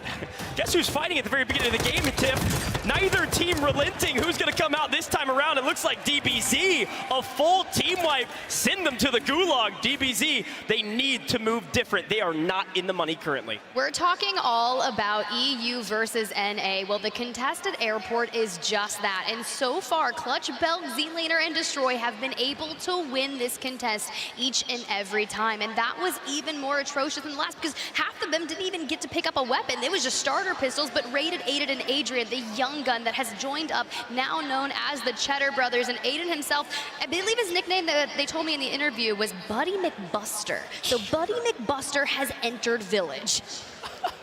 Buddy McBuster, I'll use that one later. Hey, there's Meeks and Santify. They had a great showing in the World Series of Warzone qualifiers leading up to today. So far, not great, but we still have an entire second half of the World Series of Warzone to play. Lovey says he's got the best beard in the game. The question is, does he have the best grenade? Needs to find a knock. Playing low ground's gonna be tough. Looking for another angle. They've lost Reader already, and they've lost Authorized. Lovey in trouble. No, sirree. Bob Meeks on top. Reader in the gulag. Reader in the gulag indeed, and I did see Aizen in the gulag as well. He was going up against Team Smixy, so Rohan must have been a little bit of turbulence for them, because they found themselves early on in the gulag. But Savvy Ultra's back again here at Observatory, collecting cash up, hitting the buy station, trying to get their quick loadout in game to make sure that they can get aggressive. You can see squad number 39 just on the distance, closing up on them, but they're going to be underneath, so no real issue just yet. But Blade trying to get a line of sight, maybe he can get an early pick. Yeah, we're definitely picking up on some patterns here from a lot of these teams. Of course, they have favorite drop spots. When you have a fairly central zone, you can land in whatever spot on the map that you would like. And it looks like our Asia team, the team that dominated the Asia regional expansion qualifiers, they've been hanging out here in Observatory, but they've been going underground to rotate out nearly every single time. They do not want to risk their life. And we always talk about the high-risk, high-reward playstyle that maybe a DBZ is playing. And some of these other teams, they're worried about staying alive. So that's what our Asia team is doing. We'll see if they're able to find some eliminations and continue to move up this leaderboard as well. A hometown favorite and a shed expert, FIFA Kill, finding a bit of fire, but looking to take down Diego Torres. Diego Torres from the back does go down. Abwiz on the low ground. Reaper trying to cover fire. As you can see, Laga just getting into the mix, but Oki, FIFA, and Abwiz able to swarm. And unfortunately, Reaper is just able to plate back up and overlook his teammate while Oki peppers from afar. Now, the issue of this is if I'm Reaper on the rooftop, I'm getting out of dodge, I'm playing my life, but you can already see that FIFA closed the gap and is able to wipe the entire team. To the gulag you go. A huge take early game. FIFA Kill's team really needs to start moving up this leaderboard quickly. All of a sudden, we're going to be taking a look at that leaderboard. Not only who's near the top in the top 3 spots, but it's top 25 walking away with any cash today. You get 26, you're walking away with $0 to your name, unless, of course, you win that solo YOLO in the 7th map. Of course, it's all going to be on your own back, as it is solos. It's called Solo YOLO for a reason. We've had a modicum of different winners in the past, Tiff, and could be anyone's game. We saw that wheel being spun, trying to get some predictions. Intex not leaving anything up to chance, though. Quickly cleans up GUI. Teammates on the move. Oh, Dex. I've seen him hit a crazy shots throughout Warzone competition history. Able to stow a flare for later should they need it, but Team eBay going big, taking out Team Jowo, and Elo finds a little bit of distance here as Champion close the distance. CZR goes down, Elo able to grab that, just going through, cleaning it up, and now adding some eliminations to them. But I keep an eye on this. StuKX and Hisoka, they've been going back and forth in that top 3 positioning, and honestly, they're doing incredibly well here, averaging 24.1 points per game. But let's toss it on over to Frankie, who's got Smixy on deck. Thank you very much, Tiff. These interviews are sometimes very hard to do because obviously the team wants to focus and get back into the next game. Smixy, tell me how your day's going so far, because I know the last map has not been great for you. Yeah, no, we're definitely struggling, but you know what? The last 3 games we weren't playing as a team, and then we just lost our initial gunfight in this map, so it is what it is. All we can do is do better in the next 2. Do you think you can spend the time now focusing on how you can rebuild as a team? Yeah, we've been discussing, but you know, if we don't win our initial fight, then there's not much that we can do. Why do you think you're losing that initial fight? Is it always the same team that you're dropping with? No, we've been getting contested by different teams, so we'll see. Okay, we'll see. Well, I'll let you guys get back into focusing on your opponents, and we'll head back into the game.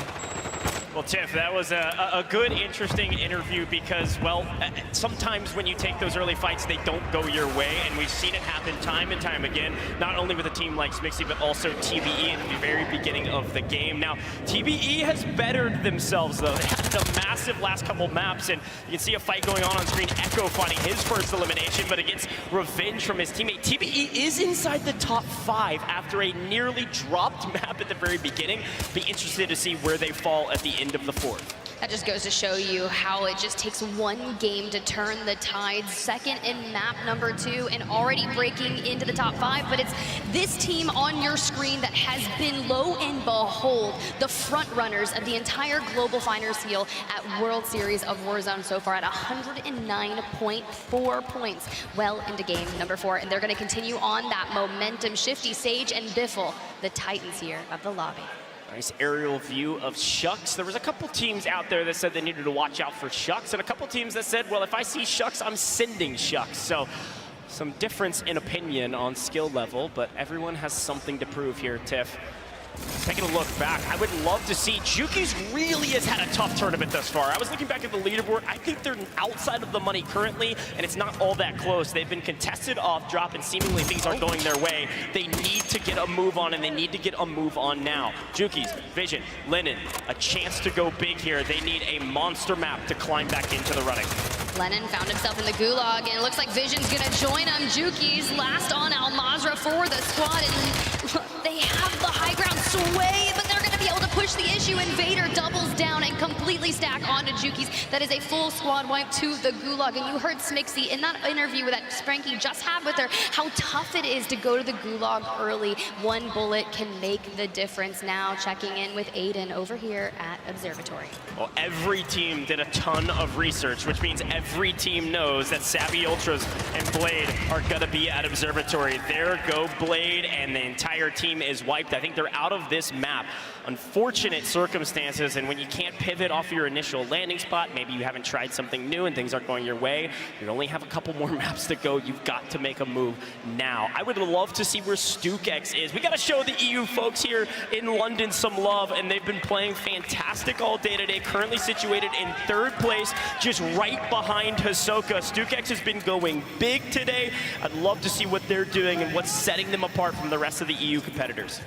Yeah, they've been really solid. StukeX out of Germany, Boogs and Benzi both from the UK. I mean, look, they've transferred the leadership on that squad pre-stage 1, pre-stage 2. At this point, StukeX is the brain behind that squad. They only thought they would get maybe top 10, top 15, and they are nestled into a top 3 position as we work our way through the rooftops with Z colors on your screen with Team Swag.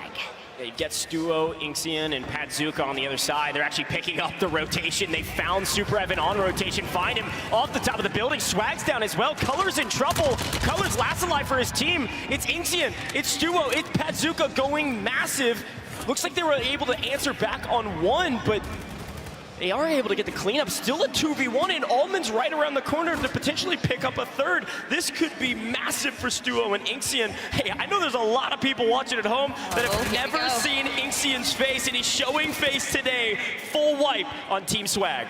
Z Colors was just trying to get out of that engagement. He didn't have any smokes to cover for his rotation out, and you can just see as soon as they swarm, but Super Evan was able to win his Gulag, and you can see we're hitting the rotation with Team StukeX, but Empathy, Finessin, and Braxton, your former Map 3 winners, taking on the Titans of Aiden, Rated, and the young gun Adrian. You know, we were talking about nicknames earlier. Well, you know, Adrian's is little A, dubbed by Rated. It's kind of cute, but he is that young up-and-comer, just turned 18, finally able to be one of the first major competitions here from Activision, because that's just how it is. He moved and wanted to compete, and they are throwing it down here.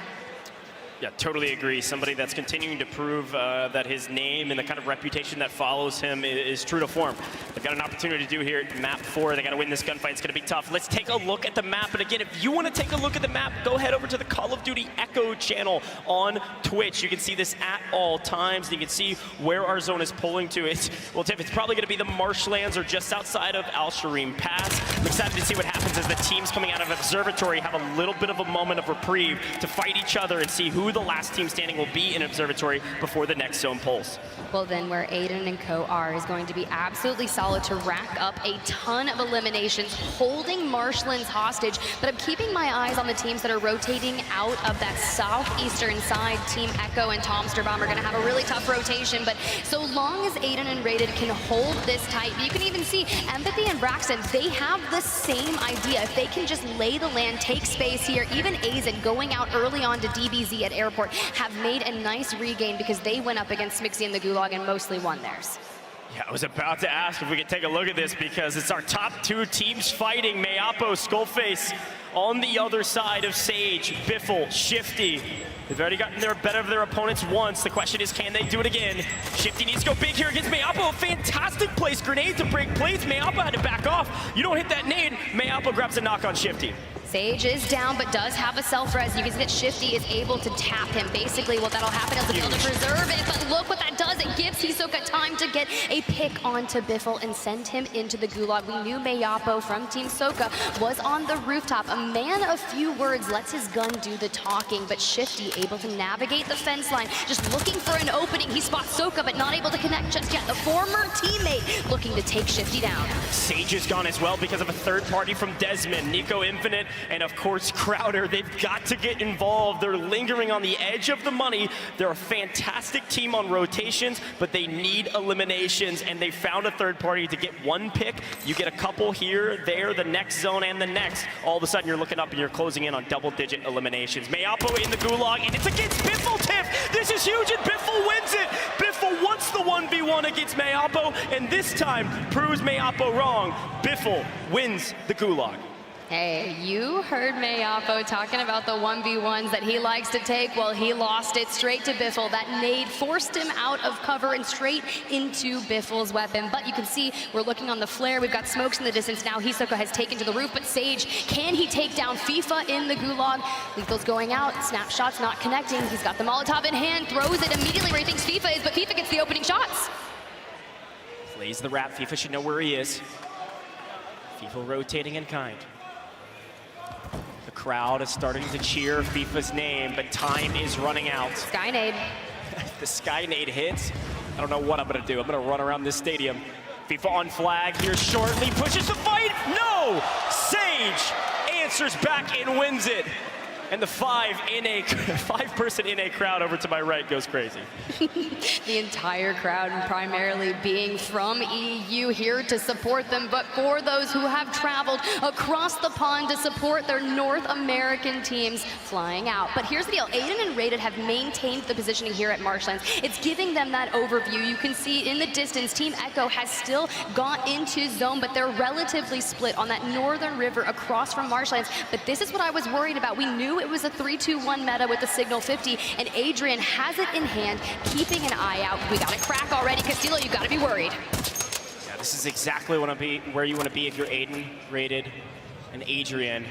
I did spy Azen down below. I think it was Gromalok somehow stabilizing after the DBZ encounter. Got a moment of reprieve here before the chaos ensues of all the teams trying to rotate in, and Tiff, we might finally see some water zones. We might finally see some F-Tag sieges.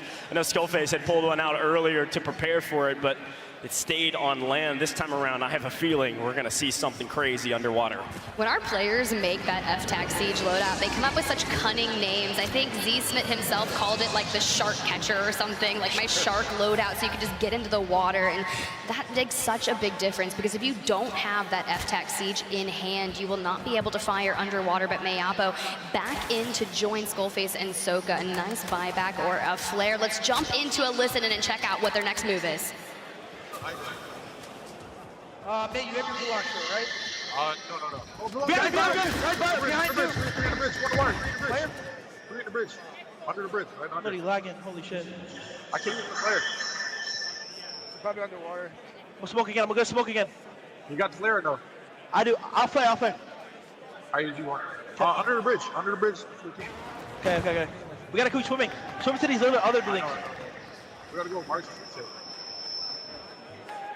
Guy landed in the water over here. Yeah. Keeping eyes for school. No more smoke, by the way.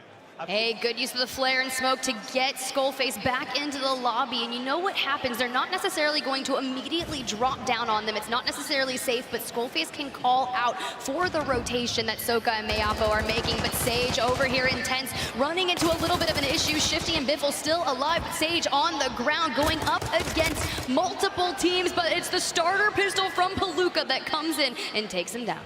Flex, Palooka, Tojo, they got 15th in stage 2, just barely eking their way past, skipping past LCQs. Here making a name for themselves on main stage, taking down the current leaders and the reigning champs of the first 3 maps in terms of point totals. And there are a ton of teams in this area, front, back, left, right, and everywhere in between. You gotta fight together and fight as a unit. Which team do you focus? And will Stukex finally on main stage, all of a sudden getting shot from behind. They still come out on top. Stukex last alive for his team, and King AJ right around the corner. Able to survive thus far, but the rotation's not over. You can see just in that mini-map to your upper left-hand side of the screen, all of the congestion that lies ahead of him. Team 26, that's gonna be Tactical Brit, is going to have the ultimate high ground, but not before they have to get through Dongy and co. So things are gonna look a little messy for them, as you can see Team Jowo going to fall. Wars does win the Gulag against Clown, so should be coming back free and clear. Question is, do you land or again kind of play that aerial recon, almost micro UAV that you can play up in the skies? Stukex trying to stay alive, and it looks like Prodigy's gonna leave him alone for now, so Stukex might be able to buy some time and hopefully buy his teammates back, as TBE all up, all alive, but not a lot of resources to share. Question is, where do you go from here? You're not quite in zone, but you want to pick up Crowder and co as they rotate in. Problem is, if you expose your back, all it takes is the, well, 3, 2, 1 signal shots, and you're out of here. They need a knock to pave a way going forward. At this point, with Almond not having any shields, no ammo, no resources, you just have to prioritize what you got, but Soka doesn't care. He's gonna go through, down, and out the building, able to grab a crack, but Skullface back in, and Mayapo now not with the squad, but they have found themselves just inside that next circle. And when it closes in 25 seconds, squad number 9, that's going to be Vonbot, is going to be forced directly out of their building and into Soka and Skull. And this would be a well-needed team wipe for them so they can get resources, maybe find a flare, get some cash, because buy stations are going to be few and far between. And you see the smokes come out, TBE in the water just ahead of DJ Moss, but not before Sage and Shifty are nearby. Noob's in trouble, last alive, goes down. TBE is out of here. That opens a door of opportunity for rest of the teams inside the top 10 and top 15 to start creeping their way up the money. The shark catcher in the water. Unfortunately, when you've got that pistol and you can't shoot down, and good luck, my friend. Z-Smith fully eliminated as well. Sage still alive and finding more kills to boot. Left, right, and center, and a flare up into the sky. A full stabilization for Sage, Shifty, and Biffle as they creep into the next area of land they can find feet upon. It didn't even matter that DJ Moss did have that F-Tac siege, was able to find a couple eliminations before they were taken out by that starter pistol. You see Biffle flying back in, Shifty in the distance, just trying to anchor down, but he's coexisting nearby. Nico Infinite trying to pay for placement as well, because now that we're into 19 squads, that multiplier 4 kills is going to be climbing up, and Soka still alone with Skullface. There is typically a buy station just ahead, but look how many people you have to go through, Goj. That's a rude awakening if you're Dongi. Hisoka goes big. Skullface in trouble. Question is, can you get the revive off? You have to play patient. Don't want to give away your position just yet. Other teams are focusing forward, and you've got a moment of reprieve to get it. Skullface able to stay alive. Huge for the team. Skullface goes down again, though. It's all going to come down to Hisoka. The fact that he's even alive inside the top 15, Tiff, is ridiculous. They've gone through so much adversity in this map, yet somehow still alive. Speaking of still alive, Shifty on about 2 HP, hiding out in the smoke with 7 eliminations. Out of plates, forced to dump into the water, but there's Bushwookie C standing on top of Believe and gets taken down. Unreal, unlucky, and Believe racks up another one, down to the final 10 squads of this match. The 1.6x multiplier. You asked for water, and you've got it, but Deuce Amir in the distance, now inside the top 5, solidified, are going to prioritize their rotation, but it's going to be Aiden. They were here first. They prioritized mid-game to make sure that they were able to stay in Marshlands. Throwing out the Semtex, is looking for it, but he focuses forward, doesn't see the man on his right, Goj. Empathy, Braxton, Finesse, and have an opportunity to do something that no other team has done on land. A back-to-back victory could push them all the way up inside the top 5. Empathy in trouble, but Finesse going massive. Somehow Biffle is still alive with health and plates to boot, but the last remaining player for his team, and finds the flare. Finds a gas mask, finds a flare. Here comes Shifty. Things are getting a little mixy. He finds another flare. I told you the Hail Mary. Welcome back, Sage. Let's get another dub. We're so close to the top 5. 6 squads remaining, and he is fighting his way forward, but not before Deuce Amir, Z-Dark, and Castillo push the issue, because his teammates aren't on the ground to help him, and numbers advantage is important, and Biffle takes down 1, but he goes down. A huge double flare from Biffle means their team's still in it, and they're inside the top 5. They've got the multiplier. Anything else is just bonus, but Mexico has a chance to go big. Not before Shifty tries to answer back. Shifty falls. Finally, the team's eliminated, but inside the top 5, a monster effort to grab a massive multiplier. Mexico is not done yet, Tiff. It's a 2v3. He was on the other side. It's DBZ, all 3 up with the high ground. DBZ needed this to make it to the top 10. DBZ needed this to win the map. DBZ wins map 4, and they're excited for it. Look, I'm excited for them. Destroy, Z-Laner, and Clutch Belk, your winners of map number 4. From the early game contest at Airport to clutching out the end game. The vibes are always real with Destroy, who often competes with Chrissy and co-eds, but now here in the World Series of Warzone, they take a win. I will never forget the conversation I had with Clutch Bell 2 champs ago when he was talking about teaming up with Destroy and Z-Laner. He said, DBZ is going to the moon, and they've had their adversities. They've had these mountains to overcome, but they're back and they're in final form. There was a question in my mind, Tiff, of you're getting contested every drop. You're outside the money. You're having to fight for every inch, tooth and nail, to get anything going in any game. And they proved me wrong. They said, we stick to our strategy. We're confident in it. DBZ on top. Let's take a look at that HyperX victory moment, Tim. Biffle with 1 flare. Grab some plates. Biffle with another, but it doesn't matter. At this point, you can see 6 squads remaining. DBZ positioned around all of them. And when that next circle pull comes through, DBZ gets the advantage because Biffle runs into a lot of issues here with Team Juice Amir, forcing Shifty and Sage to land on the high ground with the starter pistols to try and help with some reprieve, but it's just not enough. Yeah, it's just such a crucial moment, too, because that double flare allowed Biffle's squad to get the 1.8 times multiplier. They've made it into the top 5, and they weakened Mexico. They opened up a window of opportunity that DBZ had to climb through, and they did it. Here it is, the final 2 trying to fight back against DBZ. You see Sirius there, shout out to our Asia team, but not enough. When you've got a full team of 3 in the final fight against 2 or 1, you're coming out on top 9 times out of 10, Tiff. A massive victory for DBZ.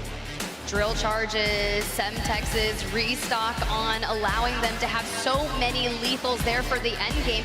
But it was Biffle fighting Juice Amir on that northern side of the zone, kind of taking a lot of those initial engagements that DBZ was able to spread out on the south, on that high ground, and just really focus on that end game engagement. Yeah, that's exactly right. They set up perfectly for the final fight. They didn't overextend oftentimes with teams like DBZ that can get really aggressive if not reined in. They might have high ground and they say, there's some free kills, we gotta go get them, but hang out and stay on top, keep the high ground so you can grab the 2 times multiplier. Very well done, systematic win from DBZ. It is the discipline, you're right, the patience to take that in, but they actually opened the door with those drill charges and the Semtexes a lot for that initial, because if they can pick up as many KP at the end, it will only further that 2x multiplier that they get. Let's jump on over with Frankie, who's got DBZ on the stage, so we can hear from him. I do, and you know what? There have been some pretty hyped teams stood with me in this position today, but this has got to be the most hyped of all. They were in 29th before that drop, and now they should be safely within the top 10. All right, Destroy, debrief for me.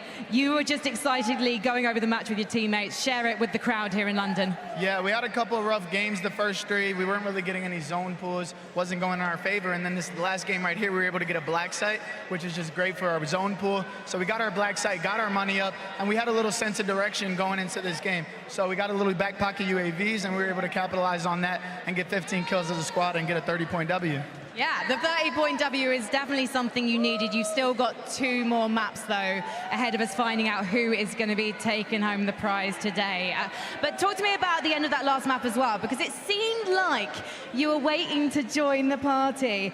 Biffle and Derzimir, they were leading the chaos. You guys were watching from the sidelines. When did you know it was time to make your move? Oh, after that halftime, we had a 15-minute break. We regrouped with the boys, and we were like, look, we haven't been having the best luck the first 3 games. It's time to turn it around. DBZ is going to win these last 3 games, and we're going to bring this big boy home. I'm telling you. I'm telling you. You know what? There's been some boos for NA so far today, but London is loving DBZ. You've got a lot of fans here on this side of the pond. I can see them cheering for you everywhere. This obviously is a team with a lot of history. What would it mean for you to win today in London? It's been a long time playing with these boys. I consider these guys my brothers at this point. We've been through a lot of ups, a lot of downs. This year wasn't enjoyable for me in the first little half, but this last little bit we've been putting a lot of time in. It's starting to show. That last game right there, it's got us, Steve. We're ready to go back to back on this. Z-Laner, are you enjoying yourself now? Sorry? Are you enjoying yourself now? I'm enjoying. I'm enjoying you enjoying yourself. All right, lads, get back to your booth while we head back to the death. London, give it up for DBZ! Well, there it is. destroying his crew, taking game number 4 in spectacular fashion, and it feels good. You know, Destroy is a guy that I've been watching literally for the past 4 or 5 years. Every single time I watch him in a competitive landscape, he's always bringing that energy, bringing that hype. I had a chance to ran into him in backstage, and I said, bro, you know, I love you. The hype you bring is crazy, and he brought it, right? I mean, that is a big win, to say the least, and they said the next 3 games are theirs. I don't know if that's going to be the case, but at least they're going, they're shooting for the stars. What a special occasion that would be. Let's recap game number 4, because a lot went down, and it was a very fast lobby, Dandro. I mean, it was just insanely quick. By the time we got to Zone 3, 14 teams were already eliminated. This is kind of feeling more like the World Series of Warzone lobbies of the past, where right off drop, we just see a ton of action. Players are trying to get these eliminations and get these kills to their name. But then when we transfer into that mid game, it's slowing down. It's like these players are walking through molasses or something, because this just goes to a crawl. And finally, towards that end game, we even saw it there with DBZ. Teams are just fighting at tooth and nail, trying to wipe out the rest of the lobby. So it's getting a little weird. The pacing's kind of coming together.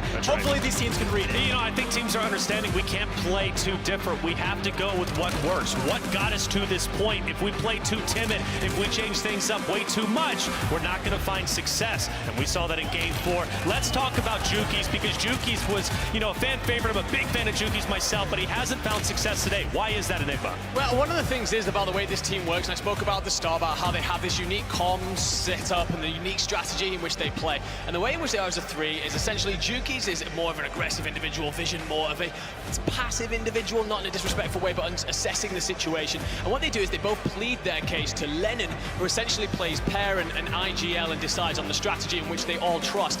Every time we seem to tune in with the 3 of them, Lennon seems to be either down or far away, and I think right now that's really offsetting the rhythm of this Team Jukies lineup. Dream, we got in-game here. Walk me through it, because it was exciting. This was so crazy, because first of all, Sage beat FIFA in the Gulag to even make it to this point. But all of those redeploys, that was dropped. If you saw, Aiden went down, and there was like 3 that popped out. And I was like, okay, maybe Adrian will get to pick off one. But no, of course, Dark, Amir, and DS, like, Castillo, like, they all were alive, right? Strength in numbers, but to be able to even stay alive that long from Team Biffle was insane, because as Goj mentioned, it did put them in the 1.8 multiplier. But DBZ having that zone, having the high ground, everyone being alive, impressive stuff from them, because even in scrims, just even last week, like, that's kind of like their zone, their strategy, right? Like, the black sites are important because you can get so much economy from them.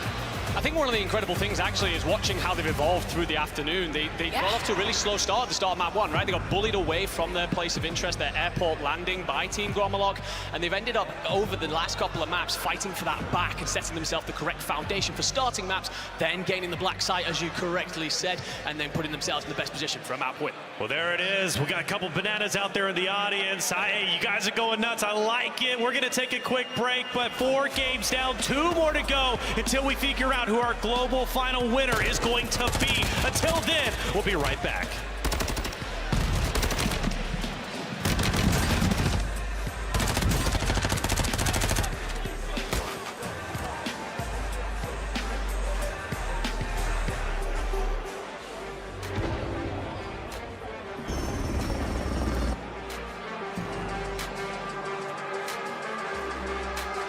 Free games and in-game content with Prime Gaming.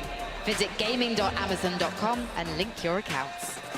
Herman Miller Gaming is the official chair partner of the World Series of Warzone. HyperX is the official peripheral partner of Call of Duty. Attention all Warzone warriors.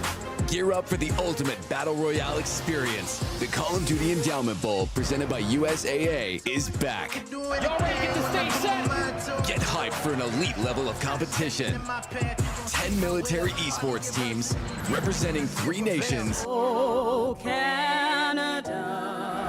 Competing for a single trophy. You love to see it. It's an all-land showdown. Tune in on October 5th as we drop into Al Mazrah. Squads will clash. Strats will develop. A champ will be crowned. See you in the drop zone. Stay frosty, troops, and level up the life of vets.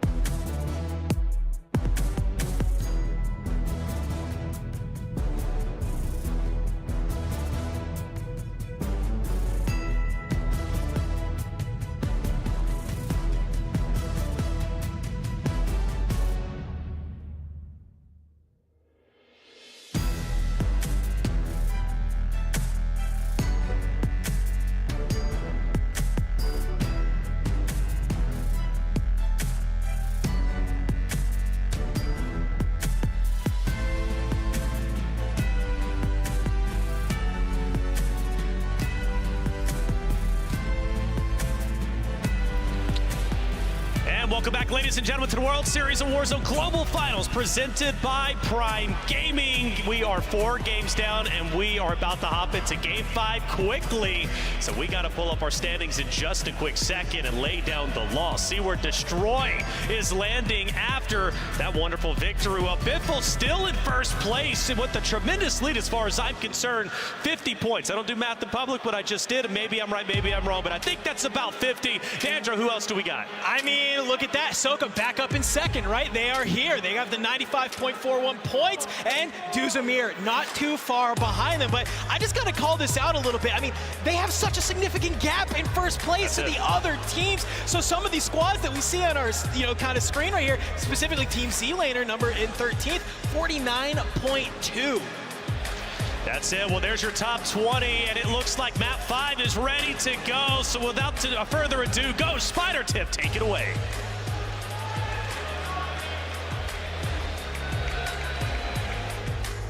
The top 15 after going through that map 4 victory, but it is time. We are in map number 5, and I was perusing the timeline, Goj, and one name stood out to me the most. It was Juki's. He said the first 3 maps were absolutely not going their way. Time to step it up in the second half, but now it is time. Do or die, 2 maps remain. Do or die indeed, and it's really do or die for anyone else in this tournament besides Team Biffle. They have a 50-point lead over second place. That is absolutely ridiculous going into the 5th map. And I gotta give a shout out to Team Braxton, by the way. Empathy was able to stay alive as well into the top 5 last map, hanging out on top of that arch. Sage grabbed the kill, however got 5th place, and now they are 5th place overall. So very well done from that team as well. Let's see, can EU grab a win today in the World Series of Warzone? It's kind of now or never. 2 maps left to go here, Tiff, and I'm excited for it. That is true. Map 1 went to Soka from NA, Sage, Biffle, NA in map 2, Team Braxton map number 3, and DBZ with map number 4. As we check out that zone, our teams making their way in. It's relatively central, but this could pull towards maybe Al Shireen Pass, so I'll look to the teams over there to maybe solidify that high ground, but we're not going to check in with DBZ just yet because no real massive there, but Wars & Co. Intex getting into early action. They're able to grab a knock on to 1, but looting through the tents, looking for that, but it's TBE who are able to grab an early game helicopter, one of the rarest vehicles on Al Mazrah, and just peppering down from above. Peppering down from above with the starter pistol. I love it. TBE just letting people know they're coming through. Maybe grab a couple pieces of damage just to pad the stat sheet. We'll see. FIFA Kill, though, already in an early encounter. They know they got to get a move on. They got to play aggressive and quickly taking down one of our Brazil teams. Yeah, going for the stronghold here is an easy way to maybe get a load of cash or maybe an early loadout, and FIFA looks to be doing that, but has that in hand. And the Vel, not a bad SMG, and here you go, getting that loadout early and with at least 2 minutes into the 5th map. That's gonna give them that advantage to any team that they run up against that wasn't able to get it. So you can see that team that was challenging the stronghold is forced to resend. This is the best part of the tournament because this is where most of the teams down near the bottom of the leaderboard have to make some major adjustment and go for broke. They're going to be playing highly aggressive. You're not going to see as many teams in the in circle. Teams are going to be flying at people. So a team like FIFA Kill that can get a loadout that quickly are going to push the fight. Like I said, quickly finding Reaper to find the full team wipe on the team from Brazil. Bro, Reaper hypes in the vehicle. He's like, I'm trying to get out of here, but Ab was able to cut them down. But it's Shifty, Biffle, and Sage that are taking on Louis CM. And you heard it from our Royal Air Force. They were talking earlier on the stage with Frankie. Stop landing near Biffle. And what are they doing? Map number 5, they are sharing a corridor with them, and Sage is just looking for an opening. Yeah, the saying is if it's not broke, don't fix it. But if it's broke, do something about it. Let's make a change. This time, though, Sage is going to try to grab a different angle as Shifty is still in the building nearby. Maybe there was some secret strategy that our Royal Air Force wasn't sharing. Louis CM going to push the fight. Smixy now pushing the fight as well, finding an elimination on King Maddie. Rodrigo, Zungod down below. Now with the player disadvantage, they're going to try to grab some inside cover and reassess. Zungod in trouble. Attract pushing the fight. Attract, no! Doesn't get the better of it. Zungod goes huge. A nice answer back, of course, from flanked. Rodrigo grabs another angle, grabs a sniper, breaks plates. No, can't grab the knock. Just a sniper from the ground, but Sage able to not capitalize on that because Louis CM's teammate Vapular was able to take him down, send him to that gulag early on, as well as Jay from Team Huskers will meet him there. But here's Louis CM able to reunite alongside his squad, operate this building, but that's exactly what you need to do. So they have forced the issue. They are winning engagements, and hey, that's enough for me. It's enough for the Royal Air Force. Hey, look, Tiff, Vap said, I asked him a couple questions before the broadcast. Vap said he's not here to make any friends. He's here for business and business only. So time to take care of business, my friend. Let's see what Biffle can do and see if he can take care of business here in the gulag. Biffle, 1v1s is where he thrives. Attract on the other side has a ton of experience and a ton of prowess. Doesn't have a sniper though, so I think I'm leaning Biffle, but anything can happen in the gulag. Well, you remember what Smixy said, you gotta win the initial gunfights, and her teammate Attract is gonna need to win a 1 here. Burning the thermite early, Biffle now doesn't have any more lethals or utility. Does spot Attract, puts out some initial bullets, and is forced to do a dance. You don't want to repeat, but he is going to pick up the gas grenade. It's going out, the snapshot connects, and Attract pushes. Will it be enough? No, Biffle wins that 1. Gosh. Look, Biffle doesn't lose 1v1s often. He's not going to lose it on main stage when they're up by 50. If there's anything I know about Sage, Biffle, and Shifty, they're going to be pushing the equation. They're going to stay aggressive regardless of what the score line is. Another team that's going to do a lot of the same, well, it's the team on the screen. Hisoka, Skullface, Mayapo, still in second place, but the team from Mexico is hot on their heels, less than 4 points behind them. Deus Amir, Castillo, Z-Dark, constantly finding themselves in the final circles and constantly finding themselves with a couple of eliminations early. And here's a couple more in boot. Colors, no idea where Castillo is, and Dark from down below. A huge pinch. Super Evan has cut it off short, though. What can Castillo do? Last alive for his team.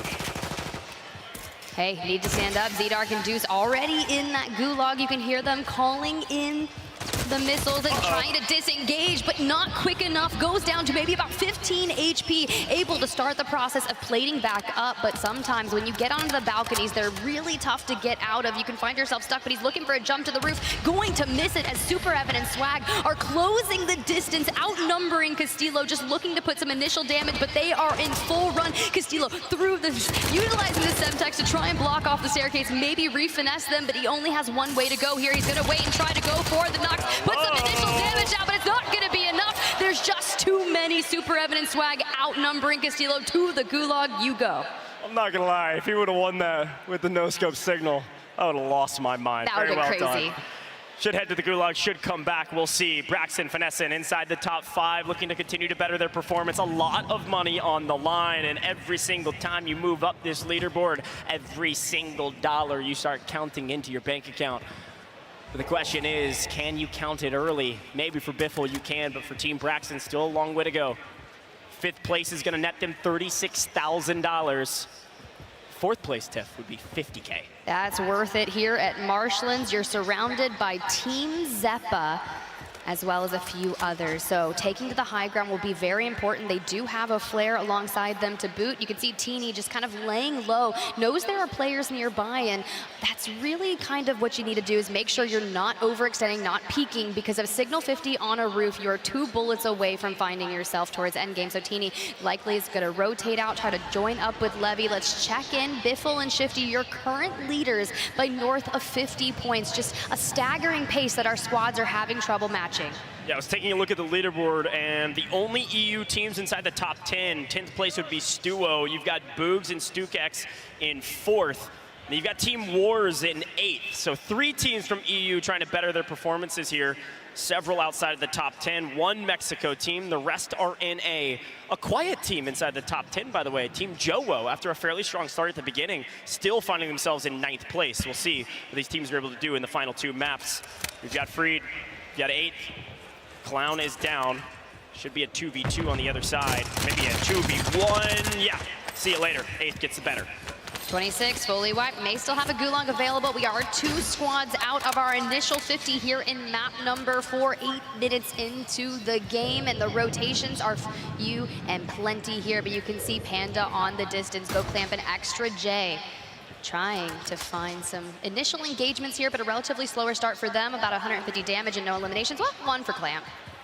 And I gotta say, a team that there was a lot of expectations on. Anytime I asked players about teams they were threatened by, especially from other regions, anytime we were talking about Mexico, they were actually talking about the 2nd place team from Mexico, which would be the team on your screen. You've got Panda, Extra J, and Clamp. They have a large, history of experience in not only the World Series of Warzone, but also in tournaments in the past.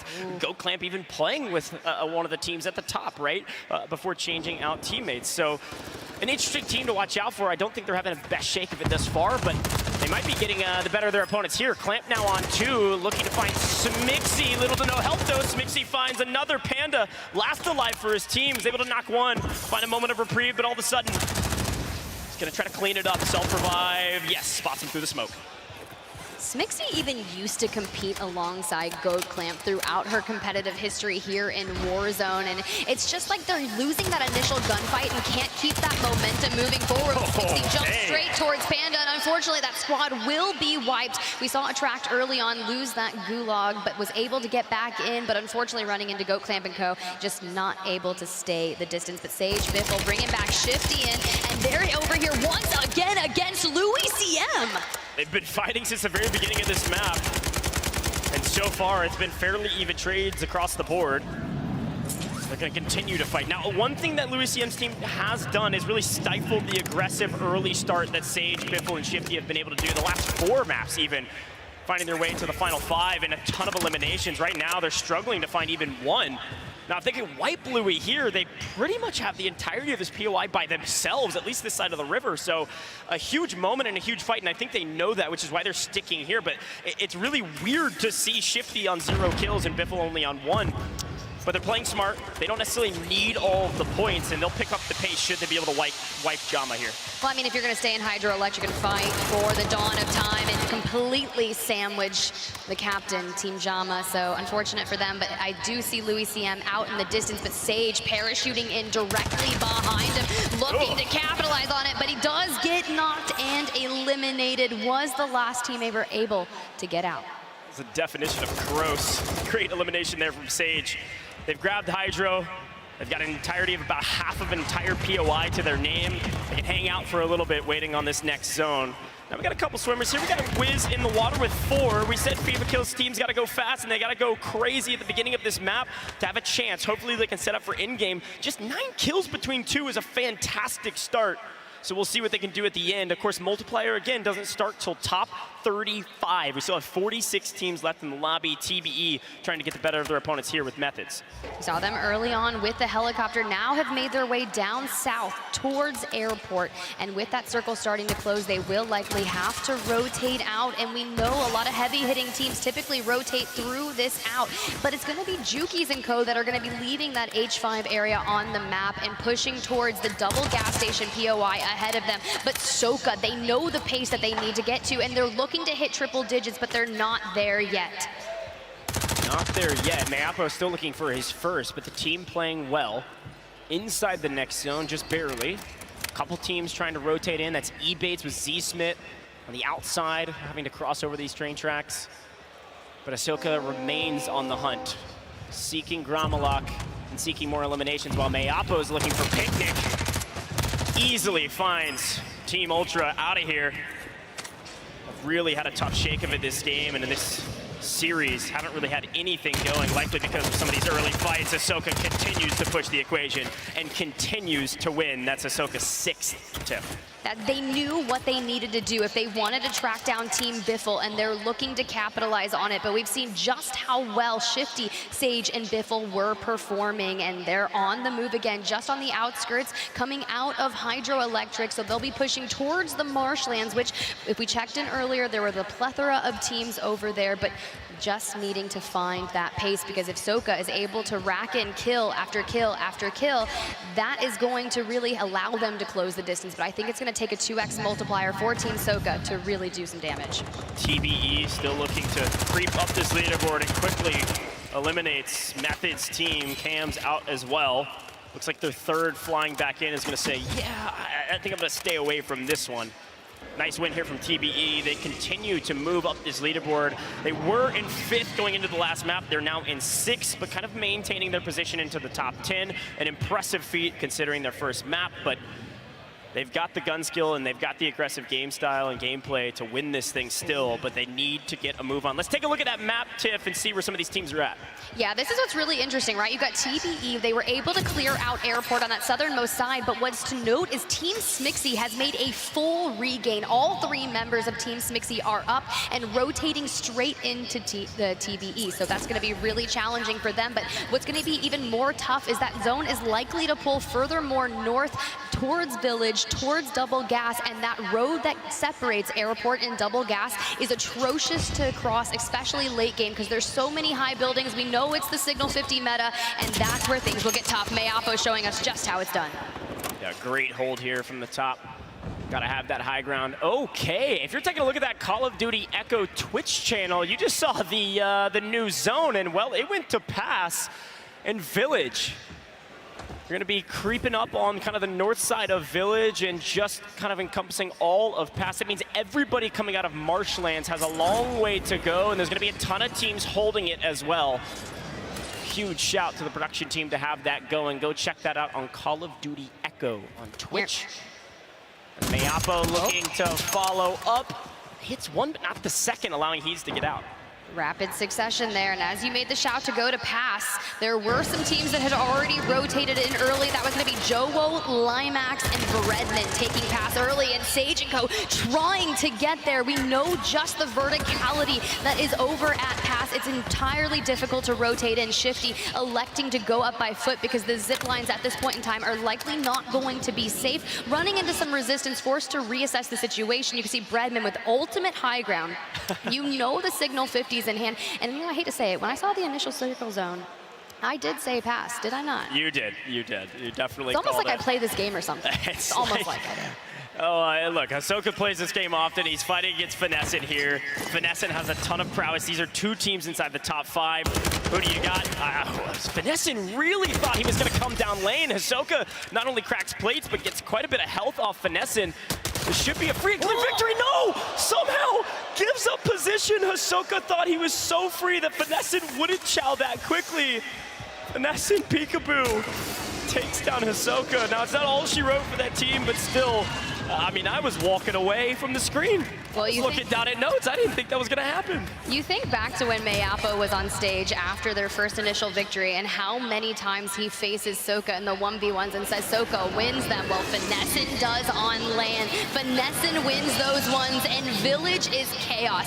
DJ Moss from Team eBay still alive. Skullface just a little bit south of them, but it's Biffle who was utilizing the flares earlier, hitting the smoke and rotate.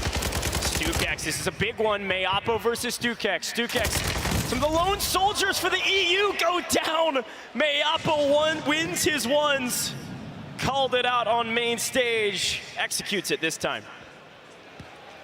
Hisoka's back already as well. Shifty, Biffle, Sage just in the opening of the road, trying to think about where they want to pull straight to. As they can see, the circle is pulling further and further into Al Shireen Pass. Last time we checked in, it was Breadman with the ultimate high ground that is going to make it so incredibly challenging to get anywhere close to them. Jowo grabs another, Breadman grabs another. They're likely running 2 Signal 50s on that roster. Yeah, we've seen Jowo play this style before where he kind of plays anchor, and when you give Breadman an ultimate high as well, they should be getting free picks all day today, especially in Al Shireen Pass. They've crept inside the top 10, they've maintained their position in the top 10. Now they got a chance to further their position up into the top 5. Biffle turns on the team from Australia and makes it look easy. High ground eliminations in tow, and a great position here as Gromalok goes big in the kill feed. I'm hearing the crowd go wild. Levi was able to get a flare off, so one member of Team Zeppa will come back at random, but Sage and Biffle, they're not going to let them get in that easy. Levi does fall, and they've set their sights onto more gatekeeping of this, as Nico Infinite is going to be that next squad with Crowder and Desmond. It looks like Nico might be the last alive, but Mayapo, they've set their eyes on the TBE. Noobs drops Mayapo. Soka, the biggest resistance they've faced in this map, looking for double digits, finally hitting triple for the total scoring, but Tommy plating up, and Noobs able to get back on his feet. Can he finish that self-res? Could be a potential third party from distance too by Limax, throwing down covering fire. The old guard versus the new guard. Hisoka in trouble. Skullface on 1 HP in a dream. Goes down. Mayapo last alive for his team. Can he get the revive? If I'm TBE, I'd be pushing. The problem is you got 2-3 teams staring down your back, and Ullman getting shots down from Rocket, it looks like, on the other side. They cannot afford to push Soka and Mayapo, and Team Aizen coming in from rotation. Mayapo with the flare. Meanwhile, Joe, Breadman, and Limax take out Team E-Bates from high ground. Playing that position early is what they needed, and Heeds tries to flank onto Mayapo. Initial shots go out. He's able to grab the knock, but Hisoka has to play from inside the building. Now all 3 back into the game, but they cannot take out this squad just yet, but Soka does! Soka is able to grab it, but not before Gromalok able to take down 2 members of Team Soka. Grom did everything in his power to win that, but Gromalok's squad has been wiped. No gulag for you, and just a little bit of the multiplier. Somehow Team Hisoka is still alive, and look who also is still alive in several eliminations now. They picked up the pace, Tiff, and they are not letting any team close the gap on them. Sage on 5, trying to take down Rodrigo. He's like, knock, knock, here's a Semtex, I've got a flare. Able to find even more eliminations. We were worried about the pace that they were maintaining here in map number 5, but sitting on 5 eliminations thus far will keep that momentum moving forward. But as he get a beautiful free cam shot, I did see a Juki's in the distance. He said he wanted to step up on this back half of the series, and so far is doing so. Still alive. The question is, how many are alive on the team? Lennon went down in the kill feed. They might have flared him back. Mayapo's gonna creep up. Now Breadman, Joe, and Limax are having a game. They've been inside a zone for a while. You heard it from DBZ, who got the black site, potentially something that Joe's team did to maintain this position in the zone. They've covered it correctly. They have exactly all the information they need and the high ground position to do wonders from distance. As long as there's no PA that drops Breadman off of that high ground, should be able to pick up a couple free kills, especially as we get into the final couple circles here. Mayapo still up, last alive for his team. And look who's also still alive. Z-Dark and Castillo continue to find themselves in the final circle, and there is Juki's finally. Well, here's the issue. It's Mayapo last alive for their squad in second place, and yes, he's trying to rack up eliminations, but when you have Sage and Shifty clearing out the northern side of Pass, rotating in, they're able to maintain a pace that Mayapo's not going to be able to get. He needs some rogue flares to be able to get that teammate back, but prioritizing your life, your safety, the multiplier that is at hand is what you need to do. And Biffle, well, he's just taken down another one. Somehow all three alive still. Jobo has fallen off on the other side. I know Bread was in a bit of trouble as well, but the team at the top continues to reign supreme. We've lost Shifty, Sage, Biffle, last alive as Vapular on the other side is finding one. Can we answer back? That is the question. Can we answer back? They were able to get all three of them back alive, down to the 11 squads, about to be in a 1.6x multiplier, but it's Juki's. Juki's taking out Jowo. Juki's taking out Almond from TBE, finding a lot of success here, prioritizing that positioning, and they will have an advantage on that zone pull, but not before squad number 12, Team Iceland, is going to prioritize. Jowo gone. Mexico gone. Raul gone. Mayapo finds another, somehow slipping away into 6th place, just barely missing out on the 1.8 times multiplier. Sage last up for his team, but Shifty bleeding out. Sage goes down, Shifty's out of here. Team Biffle makes it to top 5 again, but is down and out. Look who's left alive. Juki's and Vision, they needed it. They called it out, and they're executing it. The question is, can they win it? High ground to King Maddie. Finds a couple plates, but not a knock, and it's go ahead and burn the flare. Here's the footsteps of Juki's and Vision, but where are they gonna pop up from? Finds one, Vision now in trouble. King Maddie goes big, wins the one. Where's the second? Teammate was flared in, likely gonna join them soon, gets eyes on Juki's, but not able to grab that knock. And with 4 squads remaining, Juki's is able to get the res onto Visions, who duck into cover, but Team Rocket has the advantage with 3 players still up. Nice flank from Juki's, the crowd goes wild. Vision is on 11 TIF, going absolutely massive. This could not only get them into the money, potentially top 15, but they need to win it. They need to capitalize on these eliminations with a 2 times multiplier. Zungod last alive, no. Rocket last alive with Zakar. It's a 2v2 TIF. Here comes Juki's. Here comes Juki's. He does get cracked, and Rocket not able to land a side on him, but it's the flare with Zakar down. He grabs back Morpheus, but Juki's back again with another elimination. If they play this right, they should be the winners of map number 5, and they are. EU stand on Copper Box Arena. Juki's on top. They needed it. They manifested it, and they won it. Map 5 goes to the team only a couple hours away. Juki's, a massive victory. 2 times multiplier for what likely will be well into the 30s, if not a 40-point game. You can see the excitement on their face and the excitement from the crowd. Peep him there, Lennon right there. Every time they celebrate, Lennon is shouting out his family, and Juki's was like, hey, you know, he's got that dad buff, but let's take a look at that HyperX victory moment here. Juki's able to find one, immediately flanked, but they didn't make it easy with the utilization of flares, but Vision anchoring from above, sitting on double digits. Yeah, call it COD timing, call it God timing. Juki's went huge here to take out, I believe it was Rocket after grabbing the flare. This was such a massive moment. Of course, EU on EU violence, certainly not one that the fans here in the Copper Box love to see, but a flawless executed victory. Here's Rocket, able to get the flare off and goes for a reload at a bad time. Juki's finds the elimination, and then it was finally a 2v1, and if I'm Team Rocket, I believe they just splatted. They knew they couldn't win it, weren't gonna give away the kill.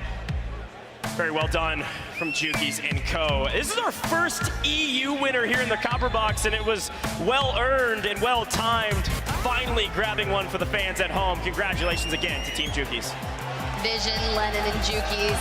It's crazy, right? Maybe I gave them a buff by reading out their tweet early on. I was like, hey, Juki's himself said it. The first 3 maps were not what we wanted it to be, and there goes the walkout. Going down to meet up with Frankie, who's standing by to interview our first EU winners on LAN today. Yeah, super excited to hear from them. I know the crowd is. Let's send it over to Frankie on stage with our Map 5 victors. All right then. All right. First of all, Jukies, what took you so long? I don't know. It was about fucking time, though. Well, I don't want to repeat the language, but I have to say I have to agree with you, Jukies. That final fight, you had to dig your teammates out of hot water there. How did you get the timing so right? Honestly, I don't even know. There was so much going on. People just kept dropping money. We were getting each other's trades. People were resin, we were farming them. Hopefully we do it again in the last map. Yeah, I hope so too. Not that I'm showing any EU bias, obviously. No one boo me from North America. I just want to see you boys succeed because I know you work so hard. Jukies, there was a bit of controversy because you've got some ex-teammates playing in the booth behind us, but you decided to forgo that experience and pick up some young boys. Why was that? 2 shooters, aren't they? 2 proper shooters. Are you saying you're getting old and slow? I'm actually getting old, actually. I'm very slow, to be fair. I am slow. Well, you're obviously a good... My brain's there, though. My brain's there. It's still under there, ladies and gentlemen. I've just had a check. All right, High Vision, what was it like when Jukies picked you up for his team? I mean, he's the first one to actually give me a chance in actually a good team. So, I mean, I'm really, how to say that? Yeah, I mean, this is the best guy in the world, bro. He's one of the best for sure. Lennon, let's have a chat to you. There's a good reason why London loves this man. Lennon, for you, what's this LAN experience been like? Talk me through how you've kept your nerves in check. The crowd's amazing. I can't. It's amazing. I don't know, I've just kind of just chilled out a little bit, stayed calm and kept the team calm and stuff like that, but we really needed that game, so. All right, come in here. Stick together, lads, stick together. Because you have to stick together now. The odds are against you as we go into this final map, and no pressure, but Europe's counting on you. How do you think you're going to approach this final drop? We're just going to go out there, try to do our best, to be honest. We've had a bit of a stinker, so. Well, you got a victory. A win is a win. That'll do us. 60 points. It's fine. They've got this. They've absolutely got this. London, please give it up for Team Jukies! Well done indeed from Jukies. Feels nice. Again, I'm a big fan of him, and the fact that he gets a victory, 60 points. I mean, come on, that's a lot, and a lot is needed to catch up to Diaz Biffle, who is in first place, right at 150 or so. At least the last time I had a chance to watch them on that the leaderboard top right in game. But great game, nonetheless. EU on EU. Enigma, you hate to see it, but it happened. But the crowd, they loved it. Yeah, I mean, as Jukies comes out and says there, it was about time. However, they do indeed deliver that massive map for us in 5, and it all comes from the rotation. Jukies might have been so locked in that he wasn't sure, but he gets to the top of pass so early, and as teams are coming up from the bottom of village, it's a disgusting rotation that you have to try and make it through this layered, stacked, tiered area, and Jukies and Vision are just raining hellfire on any team that tries to get past them, gatekeeping, picking up the big kills, and then go massive at the end to seal the deal. Seal the deal. Indeed they did, but Dandra, going to you, Diaz Biffle was in first, as we talked about. I think they still are potentially, even though they don't get the victory this game, they were doing a tremendous job staying alive, and honestly, their positioning, even sometimes out in the open, they were still picking up elims where teams probably wouldn't. Dog, I don't know how they were able to hold this side of the mountain for so long. I'm just like, what? They're holding all of these teams pushing on in. They're just looking down. They're picking up all these free kills, but they have like 2/3 of the circle at their back, and nobody is looking down and shooting at them. But what was more impressive to me was their ability to get away from this positioning you see on your screen right now and be able to kind of make their way up the hill and be able to come out and find just even more eliminations on their way up. I was saying it's going to be a little bit hairy for some of these other squads because even if they're not getting a lot of eliminations, they are still making it deep in the placements. He said making their way up the hill, perfect transition into Hisoka, and their team staying alive as long as they did. dream. Yeah, which was crazy, right? Because essentially in Akhtar Village, where Aiden's team was, where Hisoka's team was, they were, as mentioned, they had to rotate to pass. Yeah. So that elevation going from Village to pass, like Mayapo, how long he was able to stay alive was so impressive because he was able to push that to a 6th place. Yes, he did not get the multiplier, the 1.8, but from where they were at in the recovery, even from seeing that Hisoka gulag, they were like, dude, who put down their controller, bro? Because that was insane. I mean, listen, I think this is actually really reminiscent of TBE, to be honest with you. That's how they've been able to secure a lot of tournaments in the past, right? It's just they just rack up a lot of kills. And sure, maybe they're not winning, maybe they're not getting up to that high, kind of placement, but they just get there with a lot of eliminations. They take advantage of that multiple. Absolutely, and Rocky getting 2nd place. Let's give them their flowers because that's the first time we've seen them truly make it up the leaderboard, Enigma. Yeah, it is, and seeing them get involved in this later stage is great. We've spoken about how they have a massive fan base here in the crowd. We've seen the squad out there, and to be honest, yeah, it hasn't been the best afternoon for us in Europe. So to see a 1st and 2nd place for us is indeed going to be a great thing. Hopefully we see that again in map 6. Might I just say though, the fact that they were able to knock Juki's down right there and he had that self-rest, like that was the saving grace, because that could have been a completely different winner. Completely different. 27 eliminations for Juki's and his crew. That is a massive game, but the reality is that was game 5. One more game to go, so it's all or nothing for several of these regions and teams out there. This is a big moment, ladies and gentlemen. We're still tallying the standings, but when we come back, we're gonna have those standings to lay down the law. Who's going to be in first? Who's trying to lock it down? We'll find out when we come back for our final map, Game 6.